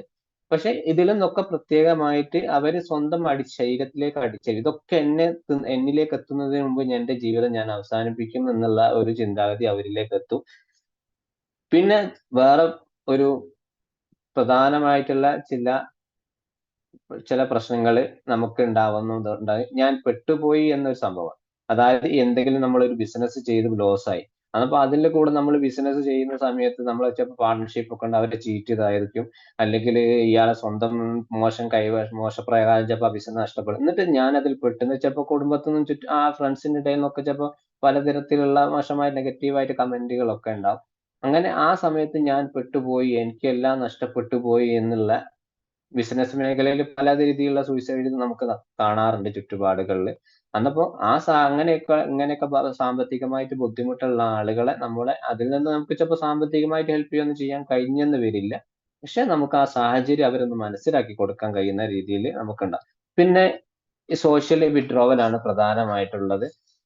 പിന്നെ സോഷ്യൽ വിഡ്രോവൽ എന്ന് പറഞ്ഞാൽ എന്താ ഇവരിങ്ങനെ ചിന്താഗതിയുള്ള ആളുകള് പബ്ലിക്കായിട്ട് സംസാരിക്കാൻ പോവില്ല. പുറത്തുള്ള ആളുകളുമായിട്ട് ഇടപഴകൽ വളരെ കുറവായിരിക്കും. അതായത് വീട്ടിൽ മാത്രം ഒതുങ്ങി ജീവിക്കുക അല്ലെങ്കിൽ എവിടെയാണ് ഇപ്പൊ കറന്റ് എവിടെയാണ് എന്തൊക്കെയാണ് ചെയ്തുകൊണ്ടിരിക്കുക അതിൽ മാത്രം ഒതുങ്ങി നിൽക്കുക. ഇതൊക്കെ ഈ സൂയിസൈഡിന്റെ ചെയ്യാൻ ആഗ്രഹിക്കുന്ന അല്ലെ സിംറ്റംസ് പറയുന്ന അതിന്റെ കാര്യങ്ങളാണ്. പിന്നെ ഈ എക്സ്ട്രീം ആയിട്ട് മൂഡ് സ്വിങ്സ് ഉണ്ടാവുക. അതായത് ഇപ്പൊ സഡൻലി ആയിട്ട് ഒരു മൂഡ് സ്വിങ്സ് എന്ന് പറയും ഇപ്പൊ ചിരിച്ചുകൊണ്ടിരിക്കാല്ല അപ്പൊ സംസാരിച്ചുകൊണ്ടിരിക്കുന്ന ഞാൻ പെട്ടെന്ന് സൈലന്റ് ആകാം ഒരു സെക്കൻഡ് മിനിറ്റുകൾ കൊണ്ട് പിന്നെ സംസാരിച്ച് നിർത്തിയിട്ട് പിന്നെ എന്തോ ചിന്തിച്ചുകൊണ്ടിരിക്കുക. അതേപോലെ തന്നെ ഞാൻ ഉറക്കെ പൊട്ടിച്ചിരിക്കുക. അതേപോലെ തന്നെ എല്ലാം പെട്ടെന്ന് പെട്ടെന്ന് ഇങ്ങനെ ആയിട്ട് ബിഹേവിയർ മാറ്റിക്കൊണ്ടിരിക്കുക അല്ലെ പിന്നെ ചിന്താഗതികൾ മാറ്റിക്കൊണ്ടിരിക്കുക. ഇങ്ങനെയുള്ള ആളുകളൊക്കെ ആണെങ്കിൽ നമ്മൾ ഒന്ന് ശ്രദ്ധിക്കണം. അതുപോലെ തന്നെ ഇവര് പിന്നെ എല്ലാ കാര്യത്തിലും വളരെ ചിലപ്പോ ഏതൊരു ജോലിയൊക്കെ ചെയ്ത് കൊടുക്കാൻ പറഞ്ഞു കഴിഞ്ഞാൽ അവര് ആവശ്യത്തോട് വളരെ എനർജറ്റിക് ആയി ചിലപ്പോ ചെയ്ത് കാണിക്കും. അങ്ങനെയുള്ള ആളുകൾക്ക് നമ്മളൊന്ന് ശ്രദ്ധിക്കണം. കാരണം ഇങ്ങനത്തെ എപ്പോഴെങ്കിലും ആത്മഹത്യയെ കുറിച്ചൊക്കെ ഇവർ പറഞ്ഞിട്ടുണ്ടെങ്കിൽ അത് കഴിഞ്ഞ ശേഷം ഇവർ എന്ത് ജോലി ചെയ്താലും അവര് പെട്ടെന്ന് തീർക്കാനുള്ള ഒരു ആവേശം വളരെ എനർജറ്റിക് ആയിട്ട് എക്സ്ട്രീം ലെവലിൽ അവർ ചെയ്ത് തീർക്കാനൊക്കെ കാരണം കാരണം ഇനി ഞാൻ മരിക്കുന്നതിന് മുമ്പ് ചില കാര്യങ്ങളൊക്കെ ചെയ്ത് തീർക്കണം എന്നുള്ള ഒരു ചിന്താഗതി അവർക്ക് ഉണ്ടാവും. പിന്നെ നേരത്തെ പറഞ്ഞതുപോലെ തന്നെ ഡിപ്രഷനുമായിട്ടുള്ള ഒരുപാട് കാരണങ്ങൾ നമ്മുടെ ലൈഫിൽ ഉണ്ടാവും. അപ്പൊ ആ ഡിപ്രഷൻ ഏത് ലെവലിലാണെന്ന് ഇവർക്ക് കറന്റ്ലി എന്തൊക്കെയാണ് പ്രശ്നങ്ങൾ ഉള്ളത് നമ്മൾ ഒന്ന് കണ്ടെത്തുകയും വേണം. കാരണം ഡിപ്രഷൻ നേരത്തെ ഞാൻ പറഞ്ഞതുപോലെ 2 ആഴ്ച നിക്കും. ചിലപ്പോൾ വീട്ടിന്റെ പുറത്തേക്ക് ഇറങ്ങാൻ പറ്റാത്ത ചിലപ്പോൾ അറ്റ്ലീസ്റ്റ് നമ്മൾ കിടക്കുന്ന കട്ടിൽ നിന്നും താഴോട്ട് ഇറങ്ങാൻ പറ്റാത്ത അവസ്ഥയിൽ ചില ആളുകൾ ഡിപ്രസീവ് ആയിട്ടുണ്ടാവും. അങ്ങനെയുള്ള ഡിപ്രസീവ് ആയിട്ടുള്ള ആളുകളെ നമ്മൾ എങ്ങനെയാണ് ഇന്റർവെൻഷൻ ചെയ്ത് കൊടുക്കുക എന്ന് പറഞ്ഞാല് അറ്റ്ലീസ്റ്റ് നമ്മൾ അവരെ പൂർണ്ണമായിട്ട് ഒന്ന് കേട്ട് കഴിഞ്ഞിട്ട് പിന്നെ ആ കട്ടിലിൽ നിന്നും അറ്റ്ലീസ്റ്റ് അവരെ പുറത്തേക്ക് ഇറക്കാൻ അറ്റ്ലീസ്റ്റ് ആ റൂമിലേക്ക് ഒന്ന് നടക്കാനുള്ള രൂപത്തിൽ നടക്കാനുള്ള കോലത്തിൽ കാര്യങ്ങൾ അവരെ പറഞ്ഞ് മനസ്സിലാക്കി അവരെ പൂർണ്ണമായി കെട്ടി പിന്നെ അവരെ വീടിന്റെ ചുറ്റുഭാഗത്തൊന്ന് നടക്കാനുള്ള രീതിയിലാക്കി അങ്ങനെ അറ്റ്ലീസ്റ്റ് നമ്മൾ എൻവിറോൺമെന്റുമായിട്ടുള്ള കുറെ കാര്യങ്ങൾ അവരെ കേൾപ്പിച്ച് അങ്ങനെയൊക്കെ ആകുമ്പോൾ തന്നെ അവർ വിഡ്രോവൽ ഒന്ന് മാറിക്കിട്ടും. മറ്റുള്ള ആളുകളുമായിട്ടുള്ള ഒരു മാറി നിൽപ്പ് ഇതൊക്കെ മാറിക്കിട്ടും. പിന്നെ പിന്നെ ചില ആളുകൾ വീട്ടിൽ പറയാണ്ട് നിന്നെ കൊണ്ട് ഒരു ഉപയോഗം ഇല്ല. അത് പല രീതിയിൽ നമ്മുടെ മുതിർന്ന ആളുകൾ ചിലപ്പോ ഈ പഴയ ചെറുപ്പത്തിലൊക്കെ നമ്മളെ കുട്ടികളോട് പറഞ്ഞിട്ടുണ്ടാവും. നിന്നെക്കൊണ്ട് ഒരു ഉപയോഗവും ഇല്ല, നിന്നെക്കൊണ്ട് ഒരു കാര്യവും ഇല്ല എന്ന് ചെറിയ ചെറുപ്പത്തിലേ പറഞ്ഞിട്ടുണ്ടാവും. ആ ചെറുപ്പത്തിൽ അങ്ങനെ ആ കുട്ടിയുടെ മനസ്സിൽ അങ്ങനെ വളർന്നിപ്പോ ഒരു 45-45 വയസ്സ് ഒരു കുടുംബമായി എന്നാൽ പോലും അയാളെ മനസ്സിൽ ആ ട്രിഗർ ഇങ്ങനെ വന്നുകൊണ്ടിരിക്കും. എന്നെക്കൊണ്ട് ഒരു ഉപകാരം. പക്ഷെ അയാൾ ലൈഫിൽ ഒരുപാട് അച്ചീവ്മെന്റ് നടത്തിയിട്ടുണ്ടാവും. എന്നിരുന്നാൽ പോലും അയാൾക്ക് ഒരു ലൈഫിൽ ഞാൻ ഒന്നിനും കൊള്ളൂല എന്നുള്ള ആ ചിന്ത എപ്പോഴും ഉണ്ടെങ്കിൽ അങ്ങനത്തെ ആളുകളും സൂയിസൈഡ് തോട്ട്സുകൾ ഉണ്ടാകാൻ സാധ്യതയുണ്ട്.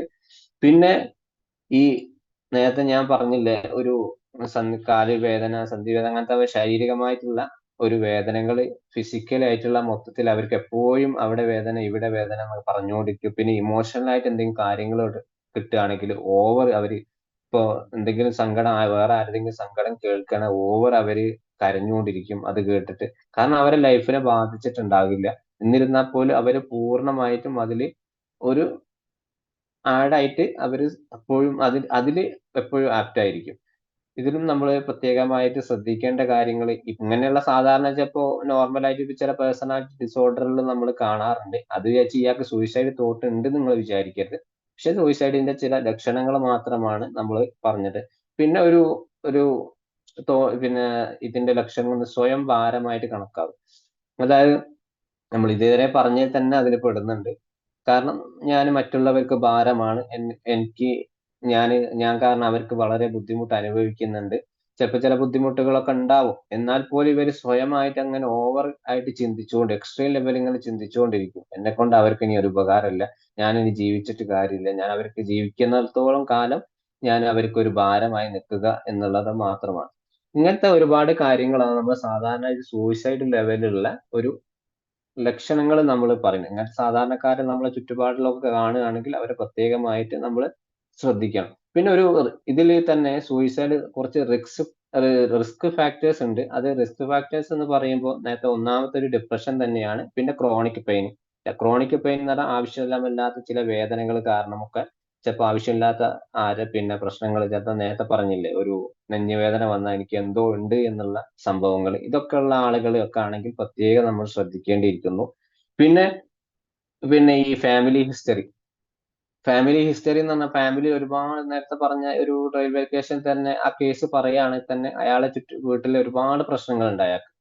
എന്നോട് പറഞ്ഞിടത്തോളം കാര്യം നോക്കുകയാണെങ്കിൽ അയാൾ വീട്ടിൽ ഒരുപാട് പറഞ്ഞത് വീട്ടിലെ സാമ്പത്തിക പ്രശ്നത്തേക്കാൾ കൂടുതൽ അയാൾ വീട്ടിലത്തെ കാര്യങ്ങൾ എന്നോട് പറഞ്ഞത്.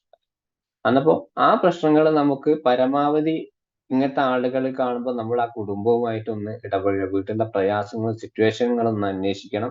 പിന്നെ ഇങ്ങനത്തെ അടുത്ത ഒരു റിസ്ക് ഫാക്ടർ എന്ന് പറഞ്ഞാൽ സൈക്കാട്രിക് ലെവൽ. അതായത് വെറുതെ ആളുകളെ ഉപദ്രവിച്ചുകൊണ്ടിരിക്കുക. പിന്നെ നാർസിസ്റ്റിക് പേഴ്സണാലിറ്റി ഡിസോർഡർ എന്നൊക്കെ പറഞ്ഞത് അങ്ങനത്തെ ആളുകളൊക്കെ ആണെങ്കിൽ നോർമലായി സംസാരിക്കുന്ന ആളുകളൊക്കെ ആണെങ്കിൽ പെട്ടെന്ന് അവര് പറയുന്നത് നമ്മൾ അംഗീകരിക്കാതിരിക്കും. മറ്റുള്ള രീതിയിൽ നമ്മളെ ഉപദ്രവിക്കാതിരിക്കും. ആ ഉപദ്രവിക്കുന്നത് പെട്ടെന്ന് ഒരാളെ വന്ന് ഉപദ്രവിക്കുക നമ്മൾ അറ്റാക്ക് ചെയ്യും. ആ അറ്റാക്ക് ചെയ്യുന്ന സമയത്ത് അവര് നമ്മളെ അറ്റാക്ക് ചെയ്യുന്ന സമയത്ത് അവർക്കത് ഇഷ്ടപ്പെടില്ല. അവരതിനെ പ്രതിരോധിക്കാൻ ശ്രമിക്കും. ഇങ്ങനത്തെ ആളുകളും പറയും എന്നെ ആരും ഈ ലോകത്ത് അംഗീകരിക്കുന്നില്ല എന്നുള്ള ഒരു ചിന്താഗതി ഓട്ടോമാറ്റിക് അവരിലെത്തും. ഇങ്ങനെയൊക്കെയാണ് പ്രധാനമായിട്ടും നമ്മൾ ഈ പിന്നെ ഈ സൂയിസൈഡിന്റെ ലക്ഷണങ്ങൾ പറയും. ഇനി നമുക്ക് എന്തൊക്കെയാണ് ഇവർക്ക് ഈ സൂയിസൈഡുള്ള ആളുകളിലേക്ക് നമുക്ക് എന്തൊക്കെ ചെയ്തു കൊടുക്കാം? പ്രിവെൻഷൻ അല്ലെങ്കിൽ ഇന്റർവെൻഷൻ ട്രീറ്റ്മെന്റ് എന്തൊക്കെ രീതിയിലാണ് നമുക്ക് അവർക്ക് കൊടുക്കാൻ പറ്റുക എന്നുള്ളതാണ് നമുക്ക് നേരത്തെ ഫൈസൽ സാർ തുടക്കത്തിൽ പറഞ്ഞതുപോലെ തന്നെ ലിസണിങ് കെയർഫുള്ളി ആണ് പ്രധാനപ്പെട്ട ഒരു കാര്യം നമുക്ക് അതിനോട് പറയാനുള്ളത്. അവരെ പൂർണ്ണമായി കേൾക്കുക. അവരെന്ത് പറഞ്ഞോട്ടെ. സാധാരണ ഒരു കൗൺസിലിംഗ് സ്കില്ലിൽ നമ്മൾ ആക്റ്റീവ് ലിസണിങ് എന്നൊരു ഒരു മെയിൻ പോയിന്റ് ഇല്ല. അത് അവിടെ കൊടുക്കുക. അതിപ്പോ ഈ കൗൺസിലിംഗ് പഠിക്കണമെന്നില്ല. നിങ്ങളുടെ ചുറ്റുപാടുള്ള ഒരാൾ പ്രശ്നമുണ്ട്, സാമ്പത്തികമായിട്ട് പ്രശ്നമുള്ള ഒരാൾ നിങ്ങളെ മുമ്പിൽ വന്ന് പറയും എനിക്ക് ഇങ്ങനത്തെ പ്രശ്നങ്ങളുണ്ട്. പക്ഷെ നിങ്ങൾക്ക് ചിലപ്പോൾ ഒരു രൂപ പോലും അയാൾക്ക് കൊടുക്കാൻ പറ്റിക്കാര്യം. പക്ഷെ അയാളെ പൂർണ്ണമായും ഒന്ന് എന്തൊക്കെയാണ് അയാളെ ബിസിനസ്സിൽ അല്ലെങ്കിൽ എവിടേക്കാണ് പ്രശ്നങ്ങൾ മൊത്തം അയാള് കഴിഞ്ഞിട്ട് പ്രശ്നങ്ങളൊക്കെ പറഞ്ഞു കഴിഞ്ഞിട്ട് അയാൾ നമുക്ക് തിരിച്ച് പറയും ഒക്കെ ശരിയാവും, ഞങ്ങളൊക്കെ ഇവിടെ ഇല്ലേ, എന്തിനാണ് ഇങ്ങനെ ടെൻഷൻ അടിക്കുന്നത്. അങ്ങനത്തെ ചില സമാധാനപരമായിട്ടുള്ള കാര്യങ്ങൾ അവരോട് പറയുമ്പോൾ അവർക്ക് തന്നെ അവരെ പ്രശ്നങ്ങൾ ചിലപ്പോൾ പൂർണ്ണമായും ഒരു പകുതിയോളം ഒഴിഞ്ഞു മാറിയിട്ടുണ്ടാവും. പിന്നെ അവർ തന്നെ അവരെ കേൾക്കാൻ ഒരാളുണ്ടല്ലോ എന്നുള്ള ചിന്താഗതിയിൽ അവർക്ക് എവിടെയാണ് മിസ്റ്റേക്ക് പറ്റിയത് അവർ തന്നെ സ്വയം അന്വേഷിച്ചു പോകും. എവിടെ നിന്നാണ് ആ സാമ്പത്തിക പ്രശ്നങ്ങൾ വന്നിട്ടുള്ളത്, അത് എങ്ങനെയൊക്കെ അതിനെ മാറ്റാം, അങ്ങനെ അവർ തന്നെ സ്വയം കണ്ടെത്താനുള്ള ഒരു രീതിയിലേക്ക്. പക്ഷെ അതേ സമയത്ത് നമ്മൾ നെഗറ്റീവായി പറയാം, നീ അത് ചെയ്യാൻ പോയിട്ടല്ലേ, നീ ആ ബിസിനസ് ചെയ്തില്ല നിനക്കൊന്നും സംഭവിക്കില്ലായിരുന്നു, നീ അയാൾക്ക് കാശ് കൊടുത്തത് കൊണ്ടല്ലേ അങ്ങനെ അതേ സമയം നമ്മൾ അങ്ങനെ ഒരു റെസ്പോൺസ് അവർ കൊടുക്കുമ്പോൾ അവർക്ക് ഒന്നുകൂടി തളരും. പിന്നെ ഈ പറഞ്ഞതുപോലെ ഒരു സൂയിസൈഡ് അറ്റംപ്റ്റിലേക്ക് അവർ പോകും. പിന്നെ രണ്ടാമത്തെ ഒരു പ്രധാനമായിട്ടുള്ള ഒരു കാര്യം നോൺ ജഡ്ജ്മെന്റ് ആണ്. ഞാനിപ്പോ ലാസ്റ്റ് പറഞ്ഞ കാര്യമാണ് നോൺ ജഡ്ജ്മെന്റ്. അവരെ ജഡ്ജ്മെന്റ് ചെയ്യാത്ത രീതിയിൽ നമ്മൾ സംസാരിക്കുക അവരോട്. അവരെ പൂർണ്ണമായിട്ട് കേൾക്കുക, എന്നിട്ട് അവരെ കുറ്റം പറയാത്ത രീതിയിൽ പൂർണ്ണമായും നിങ്ങളുടെ തെറ്റാണ് എന്നുള്ള രീതിയിൽ സംസാരിക്കാൻ പറ്റുന്ന രീതിയിൽ അവരോട് സംസാരിക്കുക. അവരെ ഭാഗത്താണ് പൂർണ്ണമായും ശരി, ആ സിറ്റുവേഷൻ അവരാണ് പൂർണ്ണമായും ശരി, നമ്മൾ കേൾക്കുക എന്നുള്ള ഒരു ഉത്തരവാദിത്തം മാത്രം നമ്മൾ അവിടെ നിന്ന് കൊടുക്കുക. പിന്നെ അവരെ ഇങ്ങനത്തെ ആളുകളെ കണ്ടു കഴിഞ്ഞാൽ, അല്ലെങ്കിൽ ചിലപ്പോൾ നമ്മുടെ ചുറ്റുപാട് okay unconditional listening, yes of course correct ആണ്.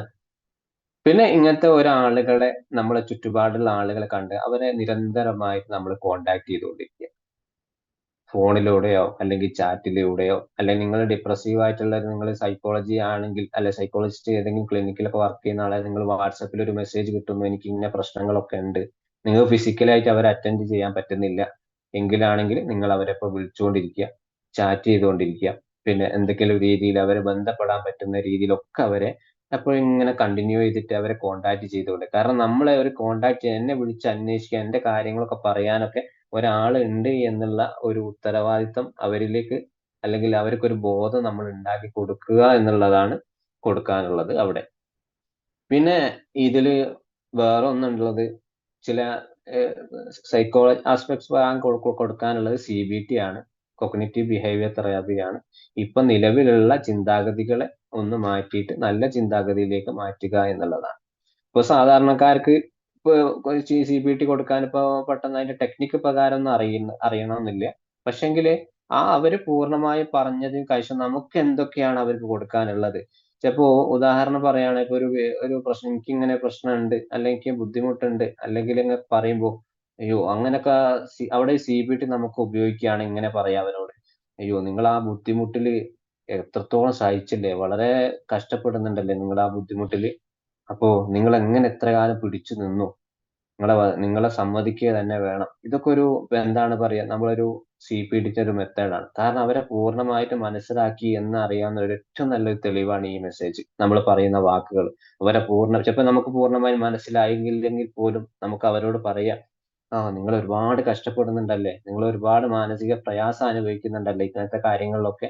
അന്നപ്പോ നമുക്ക് എന്താണ് ചെയ്യാനുള്ളത്, ഞങ്ങൾ നിങ്ങളുടെ കൂടെയുണ്ട്, എന്ത് കാര്യം വേണേ നിങ്ങൾ വിളിക്കുക, ഏത് സമയത്തും എന്നോട് വിളിക്കുക, നിങ്ങൾക്ക് എങ്ങനെ വേണം എന്ത് വേണമെങ്കിൽ ഞാൻ ചെയ്തു തരാം എന്നുള്ള ഒരു സപ്പോർട്ട് അവർക്ക് കൊടുക്കുക. പിന്നെ പ്രധാനമായിട്ടും പിയർ ഗ്രൂപ്പ്, അത് ഇങ്ങനെ ഏതെങ്കിലും സംഭവിക്കുന്ന ഒരാളുടെ സഹോദരന്മാരെ അല്ലെങ്കിൽ കുടുംബത്തിൽ ആരെങ്കിലും ഒക്കെ ഉണ്ടെങ്കിൽ അവരുമായിട്ട് ഇവരെ ഒന്ന് കണക്ട് ചെയ്യുക. ചിലപ്പോൾ കമ്മ്യൂണിക്കേഷൻ ഇല്ലാത്ത ഒരാളാണെങ്കിൽ അവരെ കൂടുതലായിട്ട് അവരൊന്ന് കമ്മ്യൂണിക്കേറ്റ് ചെയ്യാനുള്ള ഒരു സാഹചര്യം നമ്മൾ ഉണ്ടാക്കി കൊടുക്കുക. പിന്നെ അവർക്ക് എന്തെങ്കിലും എഡ്യൂക്കേഷൻ ആയിട്ടുള്ള എന്തെങ്കിലും എഡ്യൂക്കേഷൻ പഠിക്കാൻ താല്പര്യമുള്ള ആളുകളൊക്കെ ആണെങ്കിൽ അങ്ങനത്തെ അവർ നിലവിലുള്ള ചെയ്യുന്ന കാര്യങ്ങളൊന്ന് മാറ്റി വേറൊരു എന്തെങ്കിലും ആക്ടിവിറ്റീസിലേക്കോ അല്ലെങ്കിൽ ഗ്രൂപ്പായിട്ടുള്ള ഇതിലേക്കോ എന്തെങ്കിലും അവയർനെസ് കൊടുക്കുന്ന രീതിയിലൊക്കെ നമുക്ക് അവരെ മാറ്റിയെടുക്കാം. അതേപോലെ തന്നെ പബ്ലിക് ട്രെയിനിങ് കോഴ്സുകളൊക്കെ ഉണ്ടാവും, അല്ലെ പബ്ലിക്കായിട്ട് നടക്കുന്ന പ്രോഗ്രാംസുകളൊക്കെ ഉണ്ടാവും. അതിലേക്ക് അങ്ങനത്തെ ആളുകളെ കൊണ്ട് കൂടുതൽ ആക്റ്റീവ് ആക്കുക. ഇപ്പോഴത്തെ കാലത്ത് സോഷ്യൽ മീഡിയ വളർന്നു വരുന്ന ആളാണ്. പക്ഷേ പ്രധാനമായിട്ടും ഇങ്ങനത്തെ ആളുകള് നമുക്ക് പ്രത്യേകം ശ്രദ്ധിക്കേണ്ട, സോഷ്യൽ മീഡിയയിൽ ഒരുപാട് നെഗറ്റീവ് ആയിട്ടുള്ള വാർത്തകൾ വരുന്നുണ്ട്. തൽക്കാലം ഇതൊക്കെ നമുക്ക് നോർമലായിട്ട് തെറാപ്പി കാര്യങ്ങളൊക്കെ പറഞ്ഞു കൊടുത്തതിന് ശേഷം അവർക്കൊരു ലിമിറ്റ് ഉണ്ട്. മൊബൈൽ ഫോൺ യൂസ് ചെയ്യുന്ന സമയത്ത് ഈ സോഷ്യൽ മീഡിയയിൽ വരുന്ന ഒരുപാട് നെഗറ്റീവ് കാര്യങ്ങൾ അതിൽ നിന്നും കുറച്ച് വിട്ടു നിൽക്കാൻ അവരോട് പറഞ്ഞു കൊടുക്കാം. കാരണം അവർ ചിലപ്പോൾ ഇവർ കാണുന്നത് സൂയിസൈഡ് പരമായിട്ട് ബന്ധപ്പെട്ടുള്ള കാര്യങ്ങൾ തന്നെ ആയിരിക്കും. പക്ഷേങ്കില് അത് നമ്മളൊന്ന് കുറച്ചൊരു ലിമിറ്റ് കുറച്ച് അവർക്കൊന്ന് മാറ്റി കൊടുക്കാനുള്ള ഒരു സിസ്റ്റം നമ്മൾ അവരെ ഉണ്ടാക്കുക. കാരണം ഇവരെപ്പോഴും ചിലപ്പോൾ നമ്മൾ സംസാരിച്ചു കഴിഞ്ഞാൽ പിന്നെ മൊബൈലായിട്ട് എടുക്കുക. അപ്പൊ മൊബൈലിൽ കാണുന്നത് സൂയിസൈഡ് ചെയ്ത് ഇങ്ങനെ ഒരാളെ ചെയ്ത് ഇങ്ങനെ പ്രശ്നമുള്ളത് കൊണ്ട് ചെയ്തു കേൾപ്പോൾ അവർക്ക് അത് വീണ്ടും ഒരു ചിന്താഗതിയിലേക്ക് തൽക്കാലം ആ സോഷ്യൽ മീഡിയയിൽ ഇങ്ങനത്തെ ന്യൂസ്, അതുപോലെ വീഡിയോസ്, അങ്ങനത്തെ കാര്യങ്ങളിലൊക്കെ ഒന്ന് മാറ്റി കൊടുത്താൽ തന്നെ അവർക്ക് ഒരുപാട് പ്രയാസങ്ങൾ ഉണ്ടാവും. പിന്നെ കമ്മ്യൂണിറ്റി സപ്പോർട്ടാണ്. ഇങ്ങനത്തെ കമ്മ്യൂണിറ്റി സപ്പോർട്ട് എന്ന് പറഞ്ഞാൽ നമ്മൾ ചുറ്റുപാടുള്ള ആളുകൾ വളരെ രീതിയിൽ അവരെ സപ്പോർട്ട് ചെയ്യും. ഇങ്ങനെ ഒരു പ്രശ്നമായി, മാനസിക പ്രശ്നമായിട്ട് ചിലപ്പോൾ സൂയിസൈഡ് ഒരു ടൈം അറ്റംപ്റ്റ് ചെയ്ത ഒരാള് അത് റിക്കവറി ചെയ്ത് വന്നിട്ട് പല ആളുകളും നെഗറ്റീവായിട്ട് പറയും. നമ്മുടെ ചുറ്റുപാടുകൾ അതാണ്, ഇപ്പോഴും മാറിയിട്ടില്ല. പക്ഷെ അങ്ങനത്തെ സാഹചര്യത്തിൽ നമുക്ക് അവരോട് കൊടുക്കാനുള്ളത് ഇപ്പോഴത്തെ കമ്മ്യൂണിറ്റി അല്ലെ അവരെ ചുറ്റുപാട് ആരൊക്കെ അവരെ മാനസികമായും ശാരീരികം എങ്ങനെയൊക്കെ സപ്പോർട്ട് അവർക്ക് കൊടുക്കാൻ പറ്റുന്ന പൂർണ്ണമായിട്ട് അവർക്ക് കൊടുക്കുക. പിന്നെ മെന്റൽ ഹെൽത്തുമായിട്ട് റിലേറ്റഡ് ആയിട്ടുള്ള എല്ലാ അവയർനെസ്സും സംഭവിക്കുന്ന ആൾക്കോ, സംഭവിച്ച ആൾക്കോ, അല്ലെങ്കിൽ ഇതുമായിട്ട് ബന്ധപ്പെട്ട് എന്റെ പ്രശ്നം അനുഭവിക്കുന്ന ആളുകൾക്ക് കൊടുക്കാം. ഇതൊക്കെയാണ് സാധാരണമായിട്ട് ഒരു സൂയിസൈഡ് പ്രിവെൻഷൻ എന്ന് പറയുന്നതുള്ളത്. പിന്നെ അതേപോലെ തന്നെ നമുക്ക് ഈ മൈൻഡ്ഫുൾനെസ് ആയിട്ടുള്ള കുറെ കാര്യങ്ങളുണ്ട്. പിന്നെ ഇമോഷൻസ് വർദ്ധിപ്പിക്കാനുള്ള കുറെ ടെക്നിക്കുകൾ ഉണ്ട്. അതേപോലെ തന്നെ ഈ മൈൻഡ്ഫുൾനെസ്സിൽ പറഞ്ഞ തന്നെ യോഗ, മെഡിറ്റേഷൻ ഇങ്ങനത്തെ ഒക്കെ താല്പര്യമുള്ള ആളുകളാണെങ്കിൽ പെട്ടെന്നൊന്നും അതിന് യോജിക്കില്ല. പക്ഷെ അവരെ തുടക്കത്തിൽ തന്നെ ഒരു ബ്രീത്തിങ് എക്സസൈസ് തുടങ്ങി അത് കണ്ടിന്യൂസ് ആയിട്ട് 2 ആഴ്ച 3 ആഴ്ച തുടർച്ചയായി ചെയ്യാൻ പറ്റുക. പിന്നെ അത് കഴിഞ്ഞ് ചില ഒരു ഫിസിക്കലി ആയിട്ട് ചെയ്യാൻ പറ്റുന്ന യോഗ, അങ്ങനത്തെ മെഡിറ്റേഷൻ അങ്ങനത്തെ രീതിയിലൊക്കെ അവരെ കൊണ്ടുവന്നാൽ കുറെയൊക്കെ അവരെ ചിന്താഗതി ഇറാഷണൽ ആയിട്ടുള്ള ചിന്താഗതികൾ അവർക്ക് മാറ്റം ഉണ്ടാവും. ഇതൊക്കെയാണ് നമുക്ക് സോഷ്യലായിട്ട് നമുക്കൊരു ഇന്റർവെൻഷൻ എന്നുള്ള രീതിയിൽ അല്ലെ ഒരു പ്രിവെൻഷൻ എന്ന രീതിയിൽ നമുക്ക് പറയാനുള്ളത്. ഓക്കെ, ഇനി ഇതുമായിട്ട് നിങ്ങൾക്ക് എന്തെങ്കിലും ചോദിക്കാനൊക്കെ ഉണ്ടെങ്കിൽ നമ്മൾ ചോദിക്കാം, നമുക്കൊരു ഡിസ്കഷൻ പോവാം.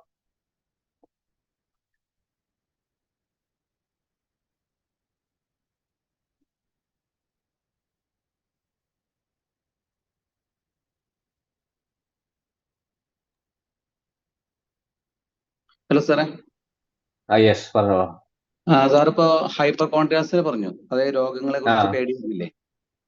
ഈ രോഗങ്ങളെ കുറിച്ചുള്ള പേടിയുള്ള ആൾക്ക് ഒരിക്കലും സൂയിസൈഡ് ചെയ്യാൻ പറ്റില്ല. എങ്ങനെ മനസ്സിലായില്ല? രോഗങ്ങളെ കുറിച്ച് ഹൈപ്പോ കോൺട്രാസ് പറഞ്ഞില്ലേ, എനിക്ക് ആ രോഗം ഉണ്ടാവും, ഈ രോഗം ഉണ്ടാവും എന്നുള്ളത് ഹൈപ്പോ കോൺട്രാസ് എന്നാണ് പറയുന്നത്. അത് ഡോക്ടർ ഷോപ്പിംഗ് എന്ന് പറയും. ഈ ഡോക്ടർ ഷോപ്പിംഗ് ഉള്ള ഒരാൾക്ക് സൂയിസൈഡിനെ കുറിച്ച് ചിന്തിക്കാൻ പറ്റില്ല. ചിന്തിക്കാൻ പറ്റില്ല എന്ന് പറയാൻ പറ്റില്ലല്ലോ, കാരണം കമ്മിറ്റ് ചെയ്യാൻ പറ്റില്ല. കാരണം എല്ലാ രോഗത്തെ കുറിച്ച് പേടിയാണ്. അതെ, എല്ലാ കാരണം ഈ രോഗം തന്നെ കീഴടക്കുന്നതിന് മുമ്പ് എനിക്കൊരു സാധ്യത മാത്രമാണ് ഞാൻ പറഞ്ഞത്. അയാൾ അങ്ങനെ ചെയ്യുമെന്ന് ഞാൻ പറഞ്ഞിട്ടില്ല. ഇതിന്റെ സിംറ്റംസുകളാണ് ഞാൻ പറഞ്ഞിട്ടുള്ളത്. ഇപ്പൊ ഒന്ന് നമ്മൾ പറഞ്ഞ പോലെ അൺകണ്ടീഷണൽ ലിസണിങ് ഒക്കെ. രണ്ടാമത് നമുക്ക് ആ വ്യക്തിയെ നമ്മുടെ ജീവിതത്തിന്റെ അർത്ഥം പഠിപ്പിക്കലാണ്. അതായത് ഒരു വ്യക്തിയുടെ ജീവിതത്തിന്റെ അർത്ഥവും ജീവിതത്തിന്റെ പർപ്പസും രണ്ടാണ്. ജീവിതത്തിന്റെ പർപ്പസ് എന്ന് പറഞ്ഞാൽ സുഖിച്ച് ജീവിക്കുക എന്നാണ്. അത് തന്നെയാണ് നമ്മൾ ഇതുവരെ, അതായത് നമ്മളെ മുന്നോട്ടുള്ള ജീവിതത്തിലേക്ക് നമ്മൾ അയാളെ കൊണ്ടുപോവുകയാണെന്ന് പറഞ്ഞത് ഇതിന്റെയൊക്കെ അർത്ഥം. അല്ലാണ്ട് ഇപ്പൊ നിലവിലുള്ള കറന്റിലെ സിറ്റുവേഷനിൽ അയാളെ പിടിച്ചു നിർത്തിയിട്ട് അതിലെ അയാളെ വട്ടം ചുറ്റിക്കുക എന്നുള്ളതല്ല.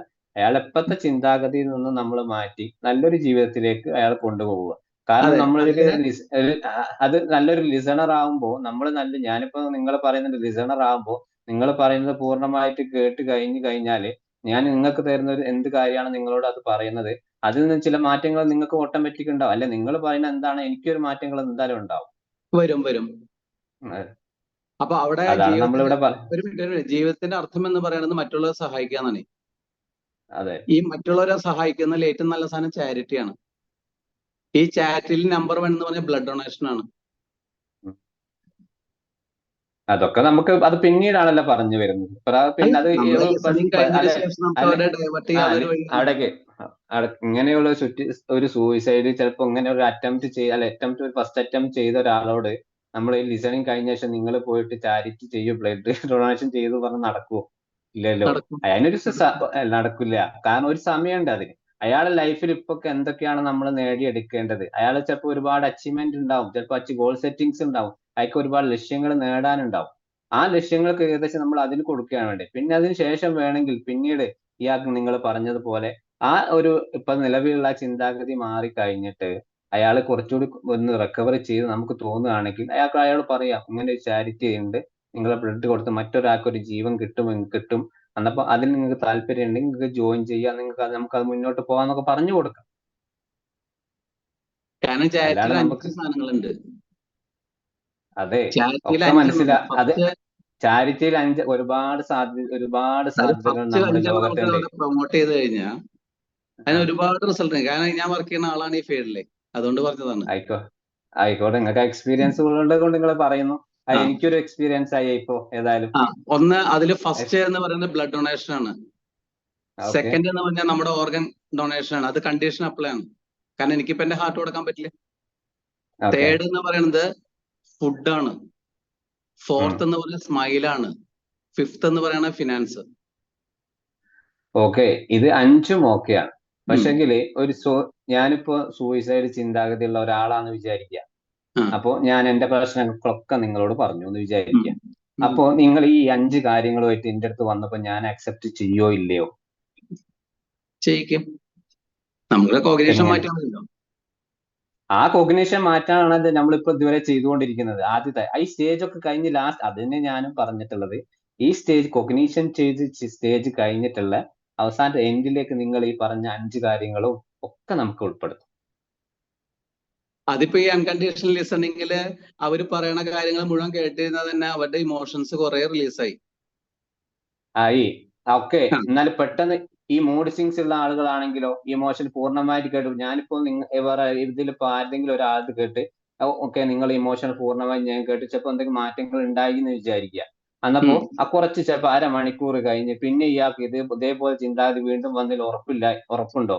വരുമോ ഇല്ല എന്നുള്ളത്, മാറുമോ നമുക്കൊരു ഇല്ലെന്നോ? അതേപോലെ അഷുറൻസ് കൊടുക്കാം. ഇപ്പൊ നിങ്ങൾക്ക് എന്തെങ്കിലും ഡിസ്റ്റർബൻസ് ഉണ്ടെങ്കിൽ ഫോളോ അപ്പ് പറയാം.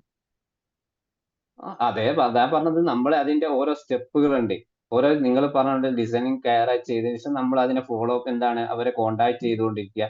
ഇതിന് ശേഷം നിങ്ങൾ ഈ പറഞ്ഞ ബ്ലഡ് ഡൊണേഷനും ഓർഗൻസും കാരണം ചാരിറ്റിയും ഒക്കെ നമുക്ക് പെട്ടെന്ന് ചിലപ്പോൾ ഈ കണ്ടിന്യൂസ് ചിലപ്പോൾ 3 മാസം പോലും ഇയാളോട് ഒന്നും പറയാൻ പറ്റില്ല. അത്രയും സിവിയർ ആയിട്ടുള്ള ഒരാൾക്കാണെങ്കിൽ ഈ പറഞ്ഞതുപോലെ നോർമൽ ആയിട്ട് നിങ്ങൾ പോലെ സാധാരണക്കാർ ചിലപ്പോൾ ഈ ആത്മഹത്യ ചിന്തിക്കുന്ന ആൾക്കാരൊക്കെ ആണെങ്കിൽ അവരോട് ഇങ്ങനെ പറയാം, ഇങ്ങനത്തെ കാര്യങ്ങൾ, ഈ പറഞ്ഞ 5 കാര്യങ്ങൾ, നമുക്ക് ഇങ്ങനെയൊക്കെ ഒരു പ്രോഗ്രാംസ് ഉണ്ട്, ചാരിറ്റി ഉണ്ട്, നമ്മുടെ ലൈഫിൽ ഇനിയും കുറെ കാര്യങ്ങളുണ്ട് നേടാൻ. അതൊക്കെ നമുക്ക് അവരോട് പറഞ്ഞോളൂ. ഞാൻ നിങ്ങൾ പറഞ്ഞത് പൂർണ്ണമായി തെറ്റി എന്നല്ല പറഞ്ഞു കേട്ടോ. ഞാൻ അതിനേക്കാ വേറൊരു അതെ രീതിയിൽ അതെ അല്ല പറഞ്ഞേ ഉള്ളൂ. ഇതിലിപ്പോ രണ്ടുപേരും പറഞ്ഞത് കറക്റ്റ് തന്നെയാണ്. രണ്ടുപേരും പറഞ്ഞത് ശരിയാണ്. But it depends on situation. ഇപ്പോ ഇവിടെ സാറ് സിറ്റുവേഷൻ. മറ്റേ സാറിന്റെ പേരെന്തായിരുന്നു? മൈൻക്രാഫ്റ്റിന്റെ സാറിന്റെ പേരെന്തായിരുന്നു? ജയൻ നമ്പൂതിരി. ജയൻ നമ്പൂതിരി അല്ലേ? സാർ എന്തായിട്ടാണ് വർക്ക് ചെയ്യുന്നത്? ഞാൻ തൃശ്ശൂരാണ്. എന്തായിട്ടാണ് വർക്ക് ചെയ്യുന്നത്? ഞാൻ ബിഹേവിയർ തെറാപ്പിസ്റ്റ് ആണ്. സൈക്കോളജിസ്റ്റ് ആണ് അല്ലേ? ആ ഓക്കെ ഓക്കെ. അപ്പൊ സാറിന്റെ ഒരു എക്സ്പീരിയൻസിൽ സാർ പറഞ്ഞതാണ്. ബട്ട് ഇറ്റ് ഡിപ്പെൻസ് അല്ലേ? നമ്മൾ ഈ സൈക്കോളജിയിൽ നമുക്കറിയാലോ, ഒരാളെ നമ്മുടെ അടുത്ത് എത്തി കഴിഞ്ഞാൽ എവരി പേഴ്സൺ ഈസ് ഇൻഡിവിജ്വൽ. ഒരാളെടുത്ത് വന്നു കഴിഞ്ഞാൽ അയാൾക്ക് എന്ത് തെറാപ്പി കൊടുക്കുന്നു ഇറ്റ് ഡിപ്പെൻസ് ആണ്. എല്ലാവർക്കും റിലാക്സേഷനോ CBT ഒന്നും കൊടുക്കാൻ പറ്റില്ല. ഇനിയിപ്പോ ഒരാൾ സെയിം പ്രോബ്ലം ആയിട്ട് വന്നു, ഇയാൾക്ക് CBT കൊടുത്ത് അപ്ലൈ ചെയ്ത് ശരിയായി വിചാരിച്ചിട്ട് സെയിം പ്രോബ്ലം ആയിട്ട് വരുന്ന വേറൊരാൾക്ക് CBT കൊടുക്കാൻ പറ്റില്ല. ഇറ്റ് ഡിപ്പെൻസ് അല്ലെ? അപ്പൊ ഡിപ്പെൻസ് ആണ്. ഏത് വിഷയമായി കഴിഞ്ഞാലും ഇറ്റ് ഡിപ്പെൻസ് ആണ്. അപ്പൊ ആ രീതിയിൽ ആയിരിക്കും. ഇപ്പൊ സാറ് പറയുന്നത് ഇത് തന്നെയാണെന്ന് നമുക്ക് പറയാൻ പറ്റില്ല. But it depends. ഒരാളുടെ അനുസരിച്ചിട്ട് നമ്മൾ അവിടെ അതിനനുസരിച്ച് ചെയ്യുക. അവിടെയാണ് കൗൺസിലിംഗ് സക്സസ് ആവുന്നത്. അല്ലെങ്കിൽ പിന്നെ എല്ലാവർക്കും ഒരൊറ്റ റൂട്ടിൽ ഇങ്ങനെ ചെയ്യാൻ പാടുള്ളൂ എന്ന് പറഞ്ഞിട്ട് ഒരു നിയമം ഇറക്കിയാൽ മതി. ഇപ്പൊ നമ്മളിപ്പോ ഒരു സദ്യക്ക് പോയി അവിടെ സെർവ് ചെയ്യുന്ന എല്ലാ ഫുഡുകളും നമ്മൾ കഴിക്കാറില്ലല്ലോ. നമുക്ക് വേണ്ടത് കഴിക്കുന്നു. അതുപോലെ നമ്മുടെ അടുത്ത് വരുന്ന ക്ലയന്റിന് എന്താണോ വേണ്ടത് നമ്മൾ കൊടുക്കുന്നു. അതെ അതെ അതെ. അപ്പൊ അതിന് ഈ പറഞ്ഞ പോലെ തന്നെ അവിടെ നമ്മൾ ഏത് ഉപയോഗിക്കണം എന്നുള്ളത് ഓരോരുത്തരും, അത് നമ്മുടെ ഇൻസൈറ്റ് ആണ്. നമ്മൾ ഓരോരുത്തരും ആണ് തീരുമാനിക്കുന്നത്. അതിന് നമ്മൾ കുറെ കാര്യങ്ങൾ നമ്മൾ കേൾക്കുന്നു. അപ്പൊ ഈ 4 സ്റ്റെപ്പ് ആയി കഴിഞ്ഞാൽ 5 സ്റ്റെപ്പ് ആയി കഴിഞ്ഞാലും ഈ സ്റ്റെപ്പുകൾ നമ്മൾ അനലൈസ് ചെയ്തിട്ട് വരുന്ന ആൾക്ക് ഏതാണോ വേണ്ടത് ആ സ്റ്റെപ്പ് ആദ്യം കൊടുക്കും. ഇപ്പൊ സ്മൈലാണ് ആദ്യം വേണമെങ്കിൽ വിൽ പ്രൊവൈഡ്, ആദ്യം നമ്മൾ അത് കൊടുക്കും. അതല്ലെങ്കിൽ ഏതാണോ വേണ്ടതിനനുസരിച്ചിട്ട് നമ്മൾ കൊടുക്കുകയാണ് അവിടെ ചെയ്യുക. അപ്പൊ അത് നമ്മൾ ഓരോ കാര്യങ്ങൾ നമ്മൾ എക്സ്പീരിയൻസിലൂടെ പഠിക്കുന്നു. ആ ഒരു ഇൻസൈറ്റിലൂടെ നമ്മൾ അവിടെ ഒരു സ്കിൽ ഡെവലപ്പ് ചെയ്ത് നമ്മൾ പെരുമാറുന്നു. എന്തായാലും സന്തോഷം സാറ് സംസാരിച്ചതിലും എക്സ്പീരിയൻസ് ഷെയർ ചെയ്തതിലും. മൻസൂർ സാറ് എനിക്ക് നിസാം സാറിന്റെ അടുത്തൊരു ഡൗട്ട് ചോദിക്കാൻ. എനിക്ക് 2 ഫ്രണ്ട്സ് ഉണ്ടായിരുന്നു. രണ്ടുപേരും ഒരാള് ഹിപ്നോതെറാപ്പിസ്റ്റ് ആയിരുന്നു. കുറച്ച് മുന്നേ, ഒരു 10-15 വർഷങ്ങൾക്ക് മുന്നേ പലർക്കും അഡ്വൈസ് കൊടുക്കാറുള്ള ഒരാളായിരുന്നു. പക്ഷെ ഒരു സുപ്രഭാതത്തിൽ പെട്ടെന്ന് ലോജിക് മൈൻഡ് വർക്കൗട്ട് ആവാതെ സൂയിസൈഡിലേക്ക് പോയി. ഇതിന് എക്സാക്ട്ലി എതിരുള്ള ആളായിരുന്നു. അതുപോലെ തന്നെ മറ്റൊരു ഫ്രണ്ട് സ്റ്റേറ്റ് ഈ സൂയിസൈഡിനെതിരെയുള്ള ഒരു ഓർഗനൈസേഷൻ ഉണ്ട്, സ്റ്റേറ്റ് ലെവലിൽ എക്സിക്യൂട്ടീവ് അംഗം, ജോയിന്റ് സെക്രട്ടറി ആയിരുന്നു. ആളും ഒരു സുപ്രഭാതത്തിൽ പെട്ടെന്ന് സൂയിസൈഡ് ചെയ്തത്. അപ്പൊ നേരത്തെ എന്താണോ ഈ സൂയിസൈഡിന് എതിരായിട്ടുള്ള, ഒരു പക്ഷേ ഇപ്പം എനിക്കൊരു അസുഖമായിരിക്കുകയാണെങ്കിൽ പോലും അതിനെക്കുറിച്ച് ഒരുപാട് ചിന്തിച്ചു കഴിഞ്ഞാൽ അസുഖത്തിന് എതിരുള്ള, അസുഖം എന്ന് പറഞ്ഞാൽ മരണത്തിനോടുള്ള പേടിയാണല്ലോ, പിന്നെ ഞാൻ മരണത്തിലോട്ടൊന്നും പോവില്ലല്ലോ. പക്ഷെ അവിടെ ലോജിക് മൈൻഡ് വർക്കൗട്ട് ആവാത്ത മറ്റൊരു സ്റ്റേറ്റിലേക്ക് പോവുകയാണ് ഈ രണ്ട് കേസും ചെയ്തത്. ആക്ച്വലി രണ്ടുപേരും ഒരു തെറാപ്പിസ്റ്റ് ആയിരുന്നു, മറ്റൊരാള് സ്റ്റേറ്റ് സൂയിസൈഡിന്റെ ഒരു ഓർഗനൈസേഷന്റെ ജോയിന്റ് സെക്രട്ടറി ആയിരുന്നു. ആക്ച്വലി അവിടെ എന്താണ് വർക്കൗട്ട് ആയത്? നിങ്ങൾ പറഞ്ഞത് പോലെ രണ്ടും ഒരേ രീതി ചിന്തിച്ചത് കൊണ്ടായിരിക്കാം. പിന്നെ നമുക്ക് അയാളെ ഒരു പേഴ്സണൽ ഇഷ്യൂസ് എന്താണെന്ന് അറിയില്ലല്ലോ, എന്തുകൊണ്ടായിരിക്കും അയാൾ ഈ മൈൻഡ് എന്ന് പറയുന്നത്. അപ്പോൾ ഒരുപാട് നമ്മൾ ഇപ്പോ ഏതൊരു വിഷയത്തെ കുറിച്ച് നമ്മൾ ഒരുപാട് പഠിക്കുമ്പോൾ തന്നെ ഇപ്പൊ അതിലേക്ക് ഇടയ്ക്ക് വേറെ ഒരു വിഷയം സബ്ജക്റ്റ് ആകുമ്പോൾ നമ്മളെ മൈൻഡ് ഒന്നും മാറാറില്ല. നോർമലായിട്ട് സാധാരണ ശ്രദ്ധിക്കാറുണ്ടോ എന്നറിയില്ല.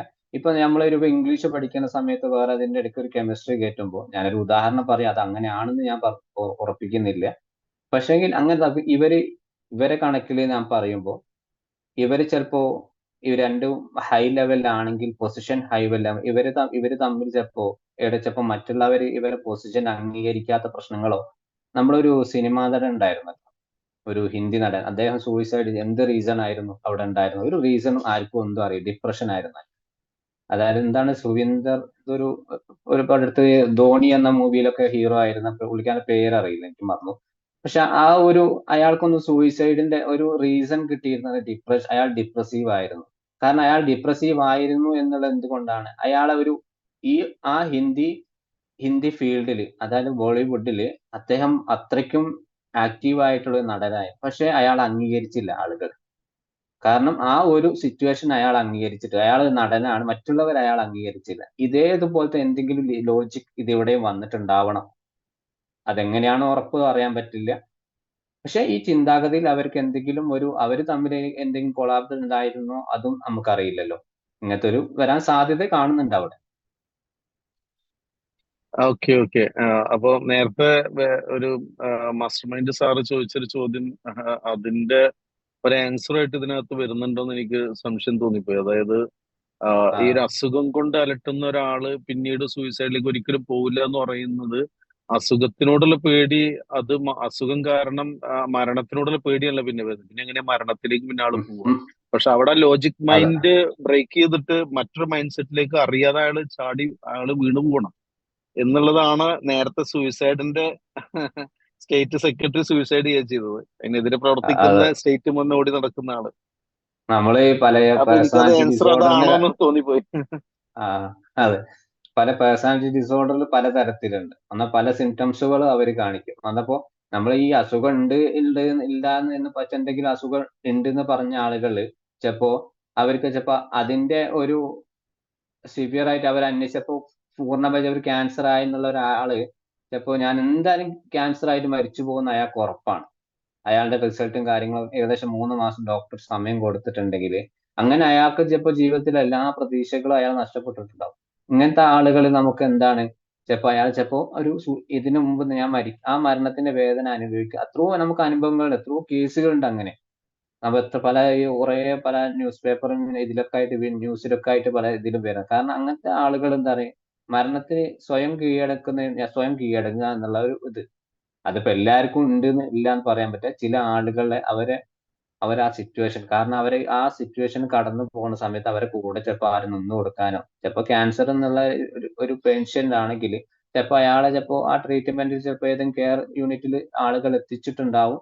പക്ഷെ അവിടെ ചികിത്സകൾ നടന്നു പോയിട്ടുണ്ടാവും. പക്ഷെങ്കിൽ അയാൾക്ക് ഒരു ഒറ്റപ്പെടൽ ഫീലിംഗ് ആണ് അവിടെ ഉണ്ടാവുന്നത്. പക്ഷെ അയാളെ കൂടെ നിന്ന് അയാളെ പൂർണ്ണമായിട്ടൊന്ന് കേൾക്കാനോ അയാളെ അസുഖത്തിനൊന്ന് സമാധാനപ്പെടുത്താൻ ആളുകൾ ഉണ്ടായെന്ന് വരില്ല. അങ്ങനത്തെ ആളുകൾ കൂടുതലായി ഒരു സൂയിസൈഡ് മരണത്തിന് മുമ്പ് തന്നെ, ഞാൻ മരിക്കുന്നതിന് മുമ്പ് തന്നെ എന്നെ കീഴ്പ്പെടുത്തുക എന്നുള്ള ഒരു ഇതുണ്ടാവും അവിടെ. Okay sir, thank you sir.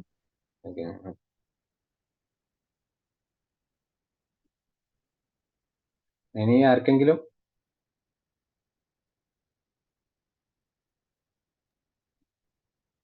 Okay, anyway നമുക്ക് വൈൻഡ് അപ്പ് ചെയ്യാമല്ലോ സാർ? 1 മണിക്കൂറാണ് നമ്മുടെ ക്ലാസിന്റെ സമയം. അത് കഴിഞ്ഞിട്ട് വേറെ ഷെഡ്യൂൾ വേറെ ഉള്ളത് കൊണ്ട് അതെ അതെ അതെ. ഇനി വേറെ എന്തെങ്കിലും സംശയം ആർക്കെങ്കിലും എന്തൊക്കെ ചോദിക്കാം? മെന്റൽ ഹെൽത്ത് റിലേറ്റഡ് ആയിട്ട് എന്ത് കാര്യം വേണമെങ്കിൽ ചോദിക്കാം. Hello Nisar sir. സാർ ഒരു ഡൗട്ട് ചോദിച്ചോട്ടെ? പറഞ്ഞോളൂ. മാഡം ചോദിച്ചോളൂ. നമ്മളിപ്പോ ഇപ്പോ സാറ് പറഞ്ഞു ആത്മഹത്യന്ന്, നമ്മളിപ്പോ ആത്മഹത്യ ചെയ്യാൻ നിൽക്കുന്ന ഒരു വ്യക്തിനെ അതെന്ന് നമ്മള് പെട്ടെന്ന് നമ്മൾ എന്ത് പറഞ്ഞിട്ടാണ് പിന്തിരിപ്പിക്കുക? ഐ മീൻ ഇപ്പൊ മരിക്കുന്നു പറഞ്ഞ് നിൽക്കുന്ന ഒരു വ്യക്തി, ആ വ്യക്തിനെ നമ്മൾ എന്താണ് പെട്ടെന്ന് നമുക്ക് അവർക്ക് പെട്ടെന്ന് കൊടുക്കാൻ പറ്റിയ ഒരു സൊല്യൂഷൻ എന്താണ്? പെട്ടെന്ന് ഞാനൊരു നേരത്തെ ഒരു ഉദാഹരണം പറഞ്ഞില്ലേ, ട്രെയിനിന്റെ കേസിൽ. അപ്പൊ അവരോട് ഞാൻ പറഞ്ഞ എന്താ അറിയോ, സംസാരിക്കുന്ന നിങ്ങൾ അടുത്ത് എന്താ ഉള്ളത് ചോദിച്ചു. ചായക്കട. എന്നാൽ ആദ്യം അവിടെ വന്ന് ചായ വാങ്ങുന്നവ. അയാളെ ചിന്താഗതി മാറിയോ ഇല്ലയോ? അതും ഓക്കെ, പക്ഷെ എങ്ങനെ മരിക്കും നമ്മളൊരു റൂമിൽ നമ്മളിപ്പോ അത്രയും മെന്റലി ഡൗൺ ആണ്. നമ്മൾ ഇപ്പൊ തന്നെ ഇനിയിപ്പോ ഒന്നും പറയാനില്ല എന്നുള്ള ഏറ്റവും ബെസ്റ്റ് ഫ്രണ്ട് എന്ന നിലയില് എന്റെ അടുത്ത് വിളിച്ചിട്ട് ഇങ്ങനെ പറഞ്ഞു. അപ്പൊ നമുക്ക് അപ്പൊ റൂമിൽ എടുത്ത് എന്ന് പറയുമ്പം പ്രത്യേകിച്ച് അങ്ങനെ ഒന്നും നമ്മൾ സെറ്റ് ഉണ്ടാവില്ലല്ലോ. മെയിനായിട്ട് റൂമിന്റെ ഡോറ് തുറക്കാൻ തന്നെ ആള് വില്ലിങ് ആവില്ല. അങ്ങനെ നിൽക്കുന്ന ഒരു ആള്. അപ്പൊ നമ്മൾ എന്താ അവരുടെ അടുത്ത് കൊടുക്കേണ്ടത്? അവരെ പൂർണ്ണമായി നിങ്ങൾ കേട്ടതിന് ശേഷം എന്നിട്ടും അവർക്ക് ഓക്കെ ആണെങ്കിൽ നിങ്ങൾ പറഞ്ഞത് അടുത്തുള്ള അവരെ കോണ്ടാക്ട് ലിസ്റ്റിലുള്ള ആരെങ്കിലും വീട്ടുകാരോ ആരെങ്കിലും ഒന്ന് നമ്മൾ കോണ്ടാക്ട് ചെയ്യുക എന്നുള്ള ഒരു ഓപ്ഷൻ മാത്രം നമ്മളെ മുമ്പിലുള്ളൂ. നിങ്ങൾ ഫോണുമായിട്ട് ബന്ധപ്പെട്ട നിങ്ങളെ കൊളീഗോ ഫ്രണ്ട്സോ ആരോ ആയിക്കോട്ടെ, ആ സാഹചര്യത്തിൽ നമുക്ക് അവരെ ചുറ്റുപാടുള്ള അവരെ ഫ്രണ്ട് സർക്കിൾ അവരായിട്ട് പെട്ടെന്ന് ഫിസിക്കലി ആയിട്ട് ചെല്ലാൻ പറ്റുന്ന ആളുകളുമായിട്ട് കോണ്ടാക്ട് അവരെ വീട്ടിലേക്ക് എത്തിക്കുക. അല്ലാതെ കാരണം നമ്മൾ അവരെ പ്രശ്നങ്ങൾ മുഴുവനായിട്ട് അല്ലെങ്കിൽ ഫോണിൽ ഇങ്ങനെ ഈ അടുത്ത ആളെത്തുന്നവരെ നമ്മൾ അവരുമായിട്ട് ഫോണിൽ സംസാരിച്ച് എന്തെങ്കിലും കാര്യങ്ങൾ ഫോണിൽ ഇങ്ങനെ സംസാരിച്ചുകൊണ്ടിരിക്കുക. ആ വീട്ടിൽ ഒരാൾ എത്തുന്നവരെ ഒരു രീതിയിൽ നമ്മൾ മുന്നോട്ട് കൊണ്ടുപോകണം. അല്ലാതെ നമുക്ക് പിന്നെ നിങ്ങൾ പറഞ്ഞ പോലെ അവർ ആത്മഹത്യ ചെയ്യാൻ നിൽക്കുകയാണ്, നമ്മൾ പറയുന്നൊന്നും അവര് അക്സെപ്റ്റ് ചെയ്യുന്നില്ല, സിറ്റുവേഷൻ അവർക്ക് മനസ്സിലാവുന്നില്ല, അവർക്കാണ് എന്താണ് പ്രശ്നം എന്ന് അവരെ കാര്യങ്ങൾ പൂർണ്ണമായിട്ട് പറയാൻ തയ്യാറോ അല്ല. അങ്ങനത്തെ കേസുകളൊക്കെ ആണെങ്കിൽ അവരെ ചുറ്റുമുള്ള വീട്ടിലാരോ പാരന്റോ അല്ല ബ്രദേഴ്സോ നിങ്ങളെ കോണ്ടാക്ട് ലിസ്റ്റ് അവരെ പെട്ടെന്ന് വിളിക്കുക. അവരോട് പറയും ഞാനിപ്പോ നിന്നെ തിരിച്ചു വിളിച്ചോളട്ടെ, ഫോണ് എടുക്കണേന്ന് പറയണം. എന്നിട്ട് വിളിച്ചിട്ട് അവരോട് പറയണം ഇതിപ്പോ ഇങ്ങനെ ഒരു സംഭവം ഉണ്ട്, അവിടെ എത്തിക്കാം. നമ്മൾ ആരോട് പറയാതിരിക്കല്, അറിയിക്കാൻ പറ്റുന്ന ആളുകളൊക്കെ അറിയിക്കാം. പറയുന്നത് നമ്മൾ അവരായിട്ടുള്ള ഫോണിലുള്ള ബന്ധം നിലനിർത്തിക്കൊണ്ടിരിക്കുക എന്നാണ് സർ ഉദ്ദേശിച്ചത്. അതെ കണ്ടിന്യൂ ആയിട്ട് ഏറ്റവും ബെസ്റ്റ് ആയിട്ട് വരുന്ന പ്രശ്നം അത് തന്നെയായിരിക്കും അല്ലേ? അവരെ ഫോൺ കട്ട് ചെയ്യാൻ സമ്മതിക്കാതെ നമ്മളിങ്ങനെ സംസാരിച്ചുകൊണ്ടിരിക്കുക അല്ലെ? അവരെ വെച്ച് സംസാരിച്ചുകൊണ്ടിരിക്കുക, കോണ്ടാക്ട്. കാരണം അവരെ നമ്മളെ സംസാരത്തിൽ എന്തെങ്കിലും വിഷയങ്ങൾ എന്തോ ആയിക്കോട്ടെ, ചിലപ്പോ ആ സിറ്റുവേഷൻ ഒന്ന് മാറ്റിയിട്ട് ചിലപ്പോ നിങ്ങൾ തമ്മിൽ കഴിഞ്ഞു പോയ എന്തെങ്കിലും നല്ല രസകരമായ ചില മൊമെന്റുകൾ ഒക്കെ എടുത്ത് പറയുക. കാരണം നമുക്ക് ആ സംസാരത്തിന്റെ ലെങ്ത് ഒന്ന് കൂട്ടിക്കിട്ടണം. അതിനു വേണ്ടിയിട്ടാണ്. കാരണം ഇപ്പൊ നിങ്ങൾ സ്കൂൾ പഠിച്ചത്, കോളേജിൽ പഠിച്ച, ജോലി ചെയ്യുന്ന സമയത്ത് നല്ല കുറെ നിമിഷങ്ങളൊക്കെ ഉണ്ടാവും.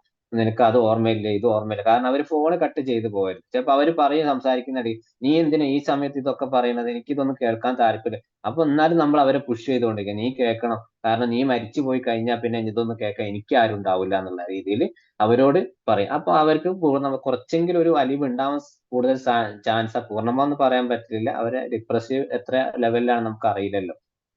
അപ്പൊ അതിനനുസരിച്ച് നമ്മൾ ഈ കോണ്ടാക്ട് ലെവൽ എപ്പോഴും കീപ്പ് ചെയ്തുകൊണ്ടിരിക്കുക. ശരി sir, thank you. Hello Nisar sir. പറഞ്ഞോളൂ അമീർ സാർ. സെഷൻ നല്ല സെഷൻ ആയിരുന്നു, ഇൻഫോർമേറ്റീവ് ആയിരുന്നു.